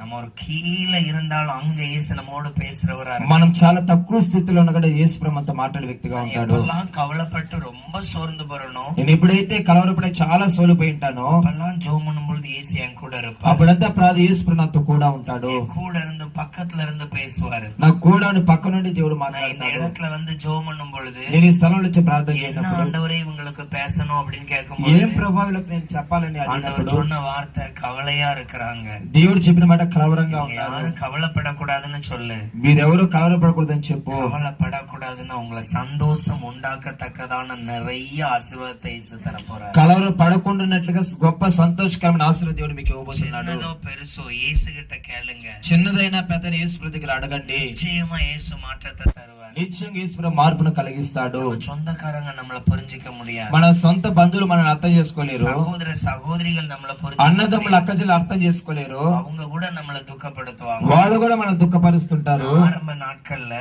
ప్రారంభ దినాలలో சாப்பாட்டுக்கே வழி இருக்காது, ఆ తినేదానికి అవకాశం ఉండదు. துணிக்கு போடுறதுக்கு சோப்பு வாங்குறதுக்கு பணம் இல்லாம உட்கார்ந்து அழுதுருக்கேன். బట్టలు ఉతికేదానికి సోప్ కొనేదానికి డబ్బులు లేక కూర్చొని ఏడ్చిన దినాలు ఉన్నాయి. சில வேளைகள்ல நான் இருந்து அந்த சின்ன ரூம்ல ஒரு மூலையில படுத்தே கிடப்பேன். కొన్ని సమయాలలో ఉన్న చిన్న రూమ్ లో ఒక మూల పడుకొని ఉంటాను. எந்திரிச்சா பசிக்கும் அப்படின்னு, లేస్తే ఆకలి అనేసి, ஏன்னா சாப்பிடறதுக்கு ஒண்ணுமே இருக்காது. ఎందుకంటే తినడానికి ఏమీ ఉండదు. அந்த நிலைமையில இருக்கிறதெல்லாம் ఆ స్థితిలో ఉండేటప్పుడంతా ஒவ்வொரு காலங்கள்ல மாற்றினாரு. ఆ యొక్క పరిస్థితి అందరికి దేవుడు మార్చాడు. இந்த மாசம் மட்டும் ఈ యొక్క నెల మాత్రము 75 பேர் இருக்கிற மனநில பாதிக்கப்பட்ட இடத்துக்கு 75 మంది ఉన్నటువంటి యొక్క భేద స్థితిలో ఉన్న వారికి 4 முறை ஆகாரம் கொடுக்க విధవులకు 4 సార్లు ఆహారం ఇచ్చాను. உதவி செய்தார்.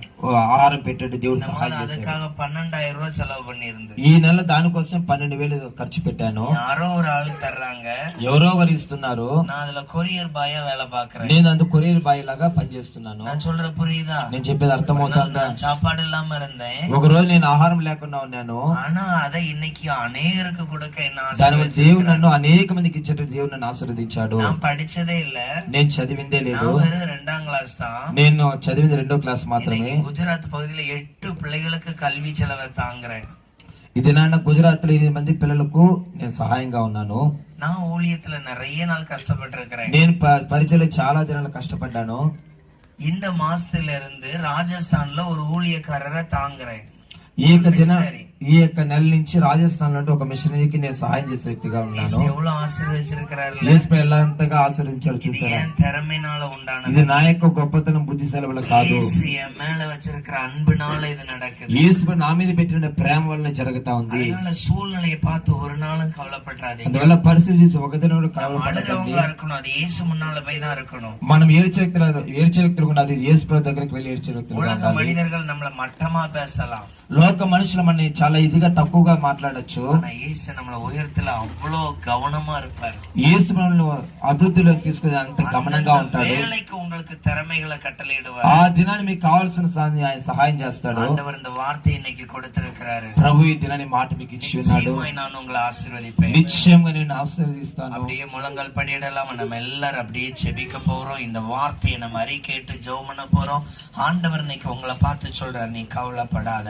இன்னைக்கு இதுல கவலையோட இருக்கிறவங்க சிலர் இருக்கிறீங்க. ஆண்டவர் உங்களுடைய கவலை அநேக வேளையில கவனிக்கிறார். நீங்க கவலைப்படுறதுனாலயே சரியா ஜெபம் பண்ண முடியல, கவலைப்படுறதுனாலயே நீங்க ரொம்ப சோர்ந்து போய் இருக்கிறீங்க. எல்லாரும் இயேசுவை நோக்கி அப்படியே கூப்பிட ஆரம்பிங்க. ஆண்டவர் இன்னைக்கு உங்களோட பேச வந்திருக்கிற கர்த்தர், உங்களுக்கு நன்மை செய்ய வந்திருக்கிற கர்த்தர். அவருக்கு உங்களை ரொம்ப பிடிக்கும். நம்மளை ரொம்ப தள்ளி விடுறவங்க நிறைய பேர் இருப்பாங்க, நம்மளை மறந்தவங்க நிறைய பேர் இருப்பாங்க. ஆனா இயேசு ஒரு நாளும் மறக்கிறது இல்லை. இயேசு அதனாலதான் இன்னைக்கு உங்களுக்கு கொடுத்திருக்கிறார். கவலைப்படாதீங்க. எவ்வளவு காலம் நீ அழுது கொண்டு இருக்கிறவங்களா இருப்பீங்க, எவ்வளவு காலம் உங்க சோர்வுக்குள்ள இருப்பீங்க. சில வேளைகள்ல தோணும், என்னை நேசிக்க யாருமே இல்லை, என் மேல அன்பு காட்ட யாருமே இல்லை, என்னை எல்லாரும் கைவிட்டுட்டாங்க, நான் யாரை நம்பணும்னு அவங்க என் மேல இரக்கமே காட்டல, இப்படி எல்லாம் என்ன குறிச்சு பேசிட்டாங்க. நீங்க கவலையா இருக்கலாம். இவ்வளவு நாள் ஜெபம் பண்ண ஆண்டவரை, என் வாழ்க்கையில ஒரு முன்னேற்றமும் கிடைக்கலன்னு சோர்ந்து போயிருக்கிறீங்களா? ஆண்டவர் இன்னைக்கு உங்களை பார்த்து சொல்கிறார், எருசலேமை அதை புகழ்ச்சியாக்கி அதை பூமியில ஸ்திரப்படுத்தி அதை ஆசீர்வதிக்கிற வரைக்கும் நீங்க அவரை அமர்ந்திருக்க விடாதீங்க. ஒவ்வொரு நாளும் ஜெபம் பண்ணுங்க, இயேசுவே என்ன நீங்க ஆசீர்வதிக்கணும் ஏசப்பா, இயேசுவே என்ன ஆசீர்வதிக்கணும் ஏசப்பா, இயேசுவே எனக்கு நன்மையானதை கட்டளையிடும்படியாக இயேசுவை பார்த்து எல்லாரும் கூப்பிடுங்க. ஆண்டவரே என்ன ஆசீர்வதிக்கணும், ஆண்டவரே என்ன ஆசீர்வதிக்கணும். உண்மையாகவே இதுல அழுது கொண்டு இருக்கிறவங்க இருக்கிறீங்க, வேதனையோடு இருக்கிறவங்க இருக்கிறீங்க. சில வேளைகள்ல சிலர் படுத்தின காயத்துல ரொம்ப சோர்ந்து போனவங்க இருக்கிறீங்க. நீங்க கலங்குற காலம் அல்ல, அந்த கலக்கத்தை மாற்றுகிற காலங்கள். இயேசு உங்களுடைய கண்ணீரை துடைக்க வல்லமை உள்ளவர். அவர் இன்னைக்கு கொடுத்த வார்த்தை அதுதான். நீ கவலைப்படாதீங்க, நீங்க கவலைப்படுறதுனால மாற்றம் வராது, நீங்க அழுது கொண்டிருக்கிறதுனால மாற்றம் வராது. அந்த அழுகையின் கண்ணீரை இயேசு இடத்துல சொல்லுங்க. எல்லாரும் இயேசுப்பா பார்த்து சொல்லலாமா, என்ன ஆசீர்வதிக்கும்படி ஒப்பு கொடுக்கிறேன் சப்பா, என்ன ஆசீர்வதிக்கும்படி ஒப்பு கொடுக்கிற ஆண்டவரே, என் மேல உங்க கரங்கள் இறங்கட்டு சப்பா, என் மேல உங்க கரங்கள் இறங்கட்டு சப்பா, என் மேல உங்க கரங்கள் இறங்கட்டு சப்பா. என்ன நடத்த உங்களை தவிர வேற யாராலையும் முடியாது சப்பா. எனக்கு நன்மையானதை தருகிறவர், எனக்கு இரக்கமாய் இருக்கிறவர், என்னை ஆசீர்வதிக்கிறவர். இந்த வேளையில கூட உங்க கவலைகள், உங்க பாரங்கள் எல்லாத்தையும் இயேசுகிட்ட சொல்லுங்க. நிறைய நாளா நான் என் வேலைக்காக, என் குடும்பத்தின் நன்மைக்காக பிரயாசப்படுறேன், எனக்கு மாற்றமே கிடைக்கல, எனக்கு நன்மையே உண்டாகல. இன்னைக்கு இயேசுவை பார்த்து சொல்லுங்க, இயேசுவே என்னை ஒரு விஷயம் நிலை தரலுங்க ஏசப்பா, இல்லை ஒரு விஷயம் நிலை தரலுங்க. என்ன நீங்க மறக்கிறது இல்ல ஆண்டவரே, என்னை நினைவு கூறுகிற கர்த்தரே சப்பா. எனக்கு உங்க இரக்கங்கள் வெளிப்படட்டும், எனக்கு உங்க தயவு வெளிப்படட்டும், எனக்கு உங்க ஆசீர்வாதம் வெளிப்படட்டும். என்ன ஒரு விஷயம் கூட பலப்படுத்தும்படி ஒப்பு கொடுக்கிறேன். ஒவ்வொருவரும் கேளுங்க. இயேசு உங்களோட பேசும்படியாய் வந்திருக்கிறார், இயேசு உங்களோட இடைபடும்படியாய் வந்திருக்கிறார். இந்த இடத்துல இயேசு நிற்கிறார். இந்த இடத்துல இன்னைக்கு இவ்வளவு பேரை கூட்டி சேர்த்திருக்கிறார்னா ஆண்டவருடைய கிருபை. ஆண்டவர் உங்களோடு பேசும்படியாய் வந்திருக்கிறார், ஆண்டவர் உங்களோடு இடைபடும்படியாய் வந்திருக்கிறார். சிலர் உங்களை முன்னால ஒண்ணு விட்டுட்டு பின்னால ஒண்ணு உங்களை குறை சொல்லி பேசுறாங்கல்ல. சில வேளைகள் எல்லாம் எதிர்பார்த்தது கிடைக்கல, மனமுடைச்சு போறீங்கல்ல. இன்னைக்கு சிலரால சரியா ஜெபம் பண்ண முடியல. ஆண்டவரை நோக்கி சொல்லுங்க, இல்ல ஒரு விஷயம் கூட ஆசீர்வதிங்கப்பா. உங்க கிருபை இல்லைன்னா என்னால நிலை நிற்க முடியாது சப்பா. உங்க கிருபை இல்லைன்னா என்னால நிலை நிற்க முடியாது, உங்க அன்பு இல்லைன்னா என்னால நிலை நிற்க முடியாது. ஒவ்வொருவரும் இயேசுவை பார்த்து கூப்பிடுங்க. இயேசுவின் அன்பு என்னை தாங்கட்டும். இக்கட்டு காலங்களில் இயேசு உங்களுக்கு உதவி செய்வார். இக்கட்டு காலங்களில் இயேசு உதவி செய்வார். இந்த இடத்துல இயேசு கடந்து வந்திருக்கிறார். அன்பு தங்கச்சி, உனக்கு உதவி செய்ய யாரும் இல்ல. நீ அடிக்கடி அலறல்ல. என் வாழ்க்கையில எவ்வளவு பிரயாசப்பட்டு மாற்றம் இல்லை.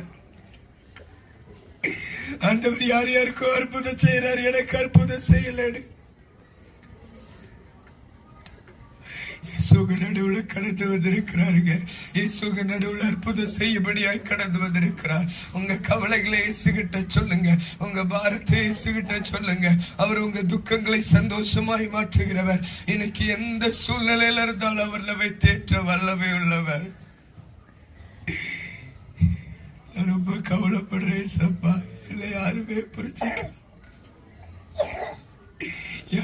புரிஞ்சிக்கல. இங்க ஒரு சகோதரியை குறித்து ஆண்டவர் பேசுகிற ஒரு காரியம், அந்த சகோதரியை குறித்து சொல்லுகிறார்.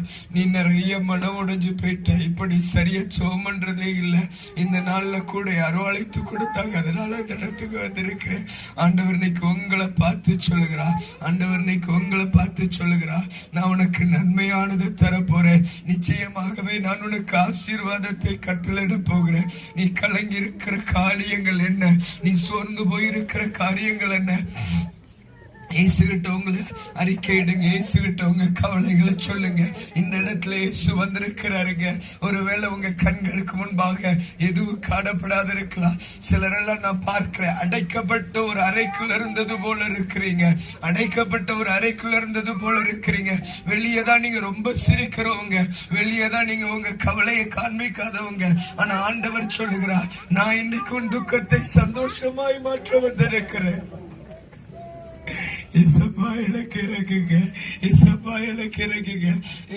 ஒரு நாளும் மறக்கிறதில்ல. உங்களுக்கு தெரியுமா, ஏசப்பா உங்களை ஒரு நாளும் மறக்கிறதில்ல. அவர் உங்களை அதிகமாய் நேசிக்கிற தேவன். அவர் உங்களை அதிகமாய் நேசிக்கிற தேவன். அவர் நிறைய காரியங்கள்ல உங்களுக்கு அற்புதம் செய்வார். அவர் நிறைய காரியங்கள்ல உங்களுக்கு அற்புதம் செய்வார். ஆண்டவரை நோக்கி பாருங்க, ஆண்டவரை நோக்கி பாருங்க. அதனாலதான் அவர் சொல்லுகிறார், ஒரு தாய் தன் பிள்ளையை மறந்தாலும் நான் உன்னை மறப்பதில்லை. ஆண்டவரை பார்த்து சொல்லுங்க, என்ன நீர் மறக்கிறதில்லை சப்பா, என்ன நீங்க மறக்கிறதில்லை ஆண்டவரை. நான் ரொம்ப மன உடைச்சுதான் இந்த இடத்துக்குள்ள வந்திருக்கிறேன், ரொம்ப பாரத்தோட வந்திருக்கிறேன் சப்பா. நிறைய காரியங்கள்ல விழுந்தவளாய் காலப்படுற பிள்ளைகளுக்கு ஒரு நல்வு கிடைக்காதா? எல்லாராலையும் கைவிடப்பட்டு வந்த சப்பாளா, கிருபை செய்க, எனக்கு கிருபை செய்க. இந்த ஸ்தலத்துல இயேசு இருக்கிறார். இங்க நீங்க கண்ணீர் சிந்தும் பொழுது மெய்யாகவே அது உங்களுக்கு ஆனந்த களிப்பாய் மாறும். ஆண்டவர் உங்களை நேசிக்கிற வல்லமை உள்ளவர். ஆண்டவர் உங்களை நேசிக்கிற வல்லமை உள்ளவர். ஆண்டவர் உங்களை நேசிக்கிற வல்லமை உள்ளவர். ஆண்டவர் உங்களை நேசிக்கிற வல்லமை உள்ளவர்.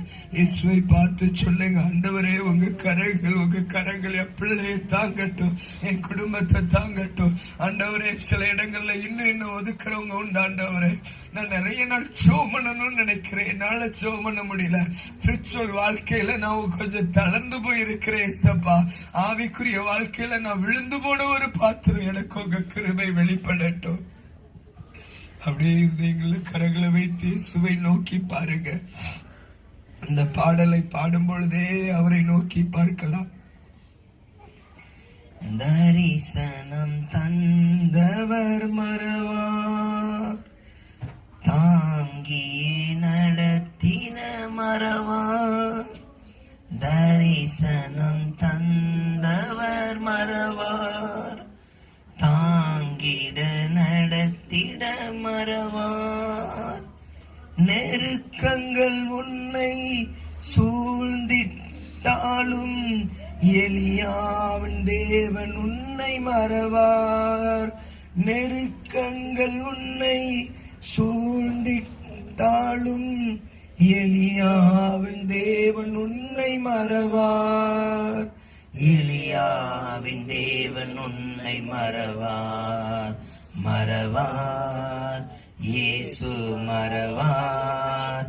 ஒரு இமை பொழுதிலும் உன்னை மறவார். மறவார், இயேசு மறவார்.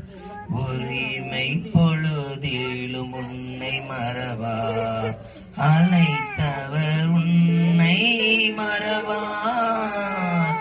அபிஷேகம் செய்தவர் மறவார். அழைத்தவர் உன்னை மறவார். அபிஷேகம் செய்தவர் மறவார். மறவார், இயேசு மறவார். உன்னை அழைத்தவர் என்றுமே மறவார். அப்படியே இயேசுகிட்ட ஒப்பு கொடுப்பீங்களா? இந்த நாள் ஆண்டவர் இந்த கூட்டத்தை குறித்தும் உங்களை குறித்தும் ஒரு நோக்கத்தை வைத்திருக்கிறார். பார், உன்னை நல்ல நீர்ப்பாய்ச்சலான தோட்டமாய் மாற்றுவேன். இங்க வந்திருக்கிற பிள்ளைகளுக்கு ஆண்டவர் கொடுக்கிற வார்த்தை, நான் உன்னை நல்ல நீர்ப்பாய்ச்சலான தோட்டமாய் மாற்றுவேன். நான் உன்னை ஒருவேளை நேசிக்கிறது உனக்கு தெரியாம இருக்கலாம், ஆனா ஆண்டவர் சொல்லுகிறார், நல்ல நீர்ப்பாய்ச்சலான தோட்டம், அழுத இடங்கள்ல நான் உன்னை மேன்மைப்படுத்துவேன். ஆண்டவர் சொல்லுகிறார், உன் பாரத்தை இறக்கி வச்சிரு. ஒரு 5 நிமிடம் உங்களுக்காக ஜெபிக்க போறீங்க. உங்க கவலைகள், உங்க வேதனைகள், உங்க துக்கங்கள், உங்க பாரங்கள், நீங்க எதுல ரொம்ப சோர்ந்து போனவங்களா காணப்படுறீங்களோ, எதுல ரொம்ப மன உடைஞ்சவங்களா காணப்படுறீங்களோ, ஒரு 5 நிமிடம் அப்படியே ஜெபம் பண்ணுங்க. உங்க கவலைகளை ஒப்பு கொடுத்து ஜெபம் பண்ணுங்க. உங்க வருத்தங்களை ஒப்பு கொடுத்து ஜெபம் பண்ணுங்க. உங்க பாரங்களை ஒப்பு கொடுத்து ஜெபம் பண்ணுங்க. சிலருடைய வாழ்க்கையில் அவ்வளவு பாரம் இருக்குது, அவ்வளவு வேதனை இருக்குது. இந்த இடத்துல இன்னைக்கு இயேசு என் கூட பேசுவார், இயேசு என் கூட இடைபடுவார், இயேசு எனக்கு மாற்றத்தை தருவார்னு வந்திருக்கிறவங்க எல்லாம் சொல்லுங்க. நிச்சயமாய் நீர் என்னை ஆசீர்வதிக்கிறேன்னு சொல்லி இருக்கிறீங்க. என் வாழ்க்கையில் அந்த வார்த்தை நிறைவேறட்டும் ஆண்டவரே. என் வாழ்க்கையில் அந்த நன்மைகள் நிறைவேறட்டும் ஆண்டவரே. நான் உங்களை தேடி வந்திருக்கிறேன் சப்பா, நான் உங்களை தேடி வந்திருக்கிறேன். ஈசோனை நேசிக்கிறார். இன்னைக்கு நீ சில காரியங்கள குறைவுள்ளவர், சில பாவங்களுக்குள்ள இருக்கிற குறைவுள்ளவர். உன்னிடத்துல தனித்திருக்கிற ஜெபங்கள் இன்றைக்கு குறைவு. இயேசுவை நோக்கி கூப்பிடு. ஆண்டவரே, நீர் என்னை அழைத்ததற்கு ஒரு முகாந்திரம் உண்டு ஆண்டவரே. நீர் என்னை தெரிந்து கொண்டதற்கு ஒரு முகாந்திரம் உண்டு ஏசப்பா. இன்னைக்கு கவலைப்படாதன்னு சொல்லிருக்கிறீங்க. நான் ஆசீர்வதிக்க போற காய் ஸ்தோத்திர ஏசப்பா. ஆண்டவரே, எனக்கு நன்மையை கட்டளிடுவதற்கு நன்றி ஏசப்பா.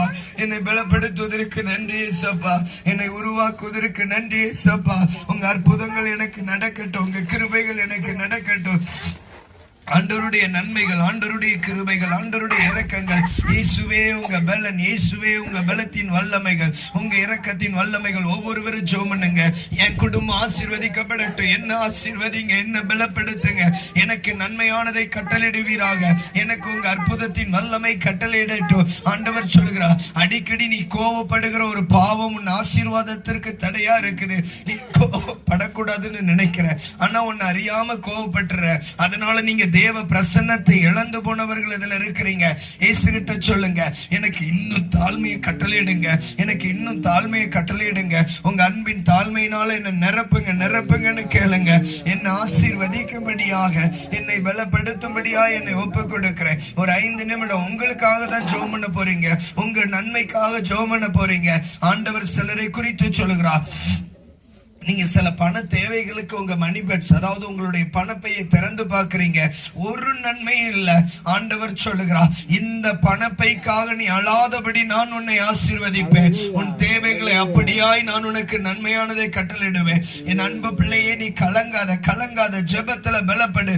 நான் உன்னை ஸ்திரப்படுத்தி ஆசீர்வதிக்கிற தேவன். நான் உனக்கு நன்மையானதை கொடுத்து உன்னை ஆசீர்வதிக்கிற தேவன். ரிகா மௌஷனந்த ரகா பௌதுடந்த லதிடந்த ரகா பௌ. அந்நிய பாஷை பலன் இருக்கிறவங்க, அந்த வார்த்தையின் அபிஷேகம் இருக்கிறவங்க, நல்ல அந்நிய பாஷையில துதிங்க. ஆண்டவரே, உங்க கிருபை என்னை தொடட்டும், உங்க பலன் என்னை தொடட்டும். என்ன ஆசீர்வதிங்க, என்ன ஆசீர்வதிங்க. இந்த வார்த்தையை சொல்லி இருக்கிறார்ல, நிச்சயமாய் உங்களை ஆசீர்வதிப்பார். இந்த வார்த்தையை சொல்லி இருக்கிறார்ல, இயேசு உங்களை நிச்சயமாய் ஆசீர்வதிப்பார். ஆண்டவருடைய கரங்கள், ஆண்டவருடைய கிருபைகள், இரக்கங்கள் என்னை நிரப்பட்டும். இந்த இடத்துல ஆவியானவர் கடந்து வந்திருக்கிறார். இந்த இடத்துல ஆவியானவர் கடந்து வந்திருக்கிறார். உங்க மேல தேவ பலனை வெளிப்படுத்தும்படி கடந்து வந்திருக்கிறார். சிலருடைய தடைகள் உடைக்கப்படுகிறத பார்க்கிறேன். சிலருடைய தடைகள் உடைக்கப்படுகிறது. நீ கலங்குவதில்லை, நீ கலங்குவதில்லை. நான் உனக்கு அந்த நன்மையானதை கட்டளையிடுவேன். நான் அந்த நன்மையானதை கட்டளையிடுவேன். ஆண்டவருடைய இரத்தத்தை ஒவ்வொரு பிள்ளைகள் மேல தெளிக்கிறேன் ஏசப்பா. இயேசுவின் பலன் பிள்ளைகளை ஆசீர்வதிக்கட்டும். இயேசுவின் பலன் பிள்ளைகளை நிரப்பட்டும். இயேசுவின் மகிமை பிள்ளைகளை சிறப்படுத்தட்டும். ஒவ்வொரு மேல உங்க இரத்தத்தை தெளித்து ஆசீர்வதித்து ஜெபிக்கிறேன். குடும்பங்கள் இருக்கிற பண நெருக்கடிகள், கவலைகள் மாறட்டும். அற்புதங்களை கர்த்தர் செய்வீராக. அதிசயங்களை கர்த்தர் காணப்படுவீராக. மாற்றங்கள் தேவ மகிமைனா உண்டாகும்படியாய் ஜெபிக்கிறோம். ஆண்டவருடைய பலத்தின் வல்லமை, காத்திருப்பின் வல்லமை பிள்ளைகளை நிரப்பட்டும், நிரப்பட்டும். ஒரு சோர்வின் ஆவிகள் வெளியேறட்டும் இயேசுவின் நாமத்தினால். தடைகள், மந்தங்கள் மாறி போவதாக. கர்த்தருடைய பலன் இந்த பிள்ளைகளை நிரப்பட்டும் இயேசுவின் நாமத்தினால். ரிகா பௌஷனந்த ரகா பௌது டந்தரபோ. ஒரு சின்ன பவுல்ல நிறைய தேன் ஊத்தி வச்சிருக்கிறத பார்க்கிறேன். ஆண்டவர் சொல்லுகிறார், நீ விசுவாசித்தால் தேவனுடைய மகிமையை காண்பாய். இதோ உன் நடுவிலே நான் அநேக பிள்ளைகளை உருவாக்குவேன். இது திருச்சபைக்கு உண்டான வார்த்தைகள். உன் நடுவில் அநேக பிள்ளைகளை உருவாக்குவேன். அவர்கள் ஆசீர்வதிக்கப்பட்டதும் அவர்கள் தேவ வார்த்தையில் நிரப்பப்பட்டவர்களுமாய் இருப்பார்கள். நான் வாக்கு கொடுத்திருக்கிறேன், உன் எல்லைகளை பெரிதாக்குவேன். ஆகையால் அதில் விசுவாசம் கவனம் உள்ளவனாயிரு, அதில் விசுவாசம் உள்ளவனாயிரு. நிச்சயமாகவே நான் உன்னிடத்தில் என் நம்பிக்கையும் பலத்தையும் அதிகாரத்தையும் நான் கட்டளையிடுவேன். இதுல வந்திருக்கிற ஒரு அருமையான தாயார் ஆண்டவர் சொல்லுகிறார், நீ வேத வசனத்தில் பலப்பட்டவள், நீ இயேசுவின் அன்பில் நிரப்பப்பட்டவள். ஆண்டவர் இன்னைக்கு ஒரு வார்த்தை கொடுக்கிறார், உன் ஜெபத்தை கேட்டேன். ஆண்டவர் சொல்லுகிறார், நீ எந்த காரியத்திற்கு விண்ணப்பம் பண்ணினாயோ வெளியே தெரிகிறது இல்லை, ஆனா ஒரு மன கவலையில் இருக்கிறீங்க. ஆண்டவர் சொல்லுகிறார், உன் இருதயத்தை நான் பூரணப்படுத்தி இருக்கிறேன் என்று கர்த்தர் சொல்லுகிறார். இங்க இருக்கிற இன்னும் 2 பேரை குறித்து பேசுகிறார். தாய் மகள் 2 பேரை குறித்து ஆண்டவர் பேசுகிறார். உன்னோடு நான் என் வார்த்தையை கொடுக்கிறேன், இதோ நீ நாட்கள் வரும் எனக்கென்று பயன்படுவாய். அன்பு தங்கச்சி, உன்னை குறித்து ஆண்டவர் பேசுகிறார், எனக்கென்று நீ பயன்படுவாய், அதற்கு நீ ஆயத்தப்படு. நான் உன்னை அபிஷேகம் பண்ணுவேன், நான் உன்னை பலப்படுத்துவேன். உனக்கு தான் இந்த வார்த்தை வருகிறது, ஆண்டவருடைய வார்த்தை சொல்லுகிறது, இதோ நான் உன் கரத்தை பிடித்து நான் உன்னை சிறப்படுத்தி அநேகருக்கு முன்பாக மேன்மைப்படுத்துவேன். அடுத்தது ஒரு தூதர் உங்கள் நடுவில் கடந்து வந்துட்டு அநேகர் இடத்திலிருந்து சில காரியங்களை எடுத்து போடுகிறதை பார்க்கிறேன். ஆண்டவர் சொல்லுகிறார், உன்னை கட்டினதும் உன்னை துக்கப்படுத்தினதும் உன்னை போராடினதும் இனி உனக்கு இருப்பதில்லை. என்னுடைய சமாதானத்தை உன் நடுவிலே வைத்திருக்கிறேன், ஆகையால் நீ சோர்ந்து போகாதே, என் கிருபை பரிபூர்ண பலனை உனக்கு கட்டளையிடும் என்று கர்த்தர் சொல்லுகிறார். அந்நாளின் ஆசீர்வாதத்தை உனக்கு கட்டளையிடுவேன், அவைகள் சீக்கிரத்தில் இருக்கும். நீ உன் விசுவாசத்தில் பலப்படு. நீ மிகவும் மனத்தளர்ந்து போனாய், ஆண்டவருடைய கரங்கள், ஆண்டவருடைய கிருபைகள், இரக்கங்கள் பிள்ளைகள் மத்தியில வெளிப்படட்டும். பிள்ளைகள் ஒவ்வொருவரையும் ஆசீர்வதிக்கும்படியாக, ஒவ்வொருவரையும் பலப்படுத்தும்படியாக, ஒவ்வொருவருக்கும் நன்மையை கட்டளையிடும்படியாக, ஒவ்வொருவரையும் இதில் இருக்கிறவர்களை ஆசீர்வதிங்க.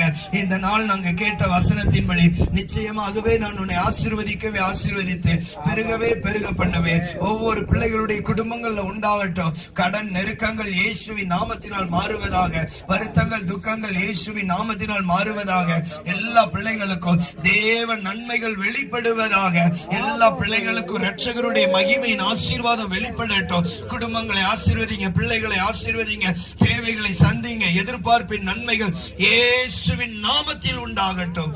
ஆண்டவர் பிரத்யேகமாய் கொடுக்கிற ஒரு வார்த்தை, உன் ஜெபத்தை கேட்டேன். கலங்காதே, நான் நிச்சயமாய் உன்னை ஆசீர்வதிப்பேன், நிச்சயமாய் நான் உனக்கு ஆசீர்வதிப்பேன். திறந்த வாசல் உனக்கு முன்பாய் இருக்கும், ஒருவரும் பூட்டக்கூடாததுமாய் ஒருவரும் திறக்கக்கூடாதுமாய் இருக்கிற அந்த தேவன் ஒவ்வொரு காரியங்களை உங்களுக்கு நேர்த்தியாய் செய்வார். கலங்காதே. உனக்கு விரோதமாய் எழும்பும் ஆயுதங்கள் வாய்ப்பதில்லை, உன் நடுவிலே நான் இருக்கிறேன் என்பதை விளங்க பண்ணுவேன் என்று கர்த்தர் சொல்லுகிறார். உன் நடுவிலே நான் இருக்கிறேன் என்பதை இதோ விளங்க பண்ணுவேன் என்று கர்த்தர் சொல்லுகிறார்.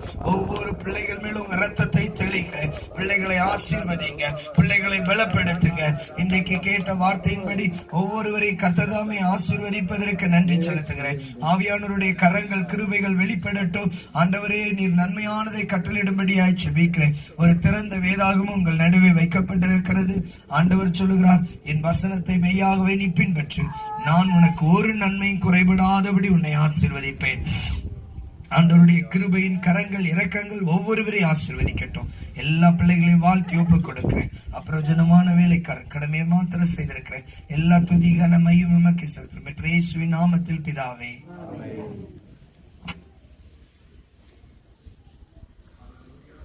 దేవునికి మహిమ కలుగునుగాక. కూడొచ్చి మీ అందరికీ ప్రభువైన యేసుక్రీస్తు వారి నామములో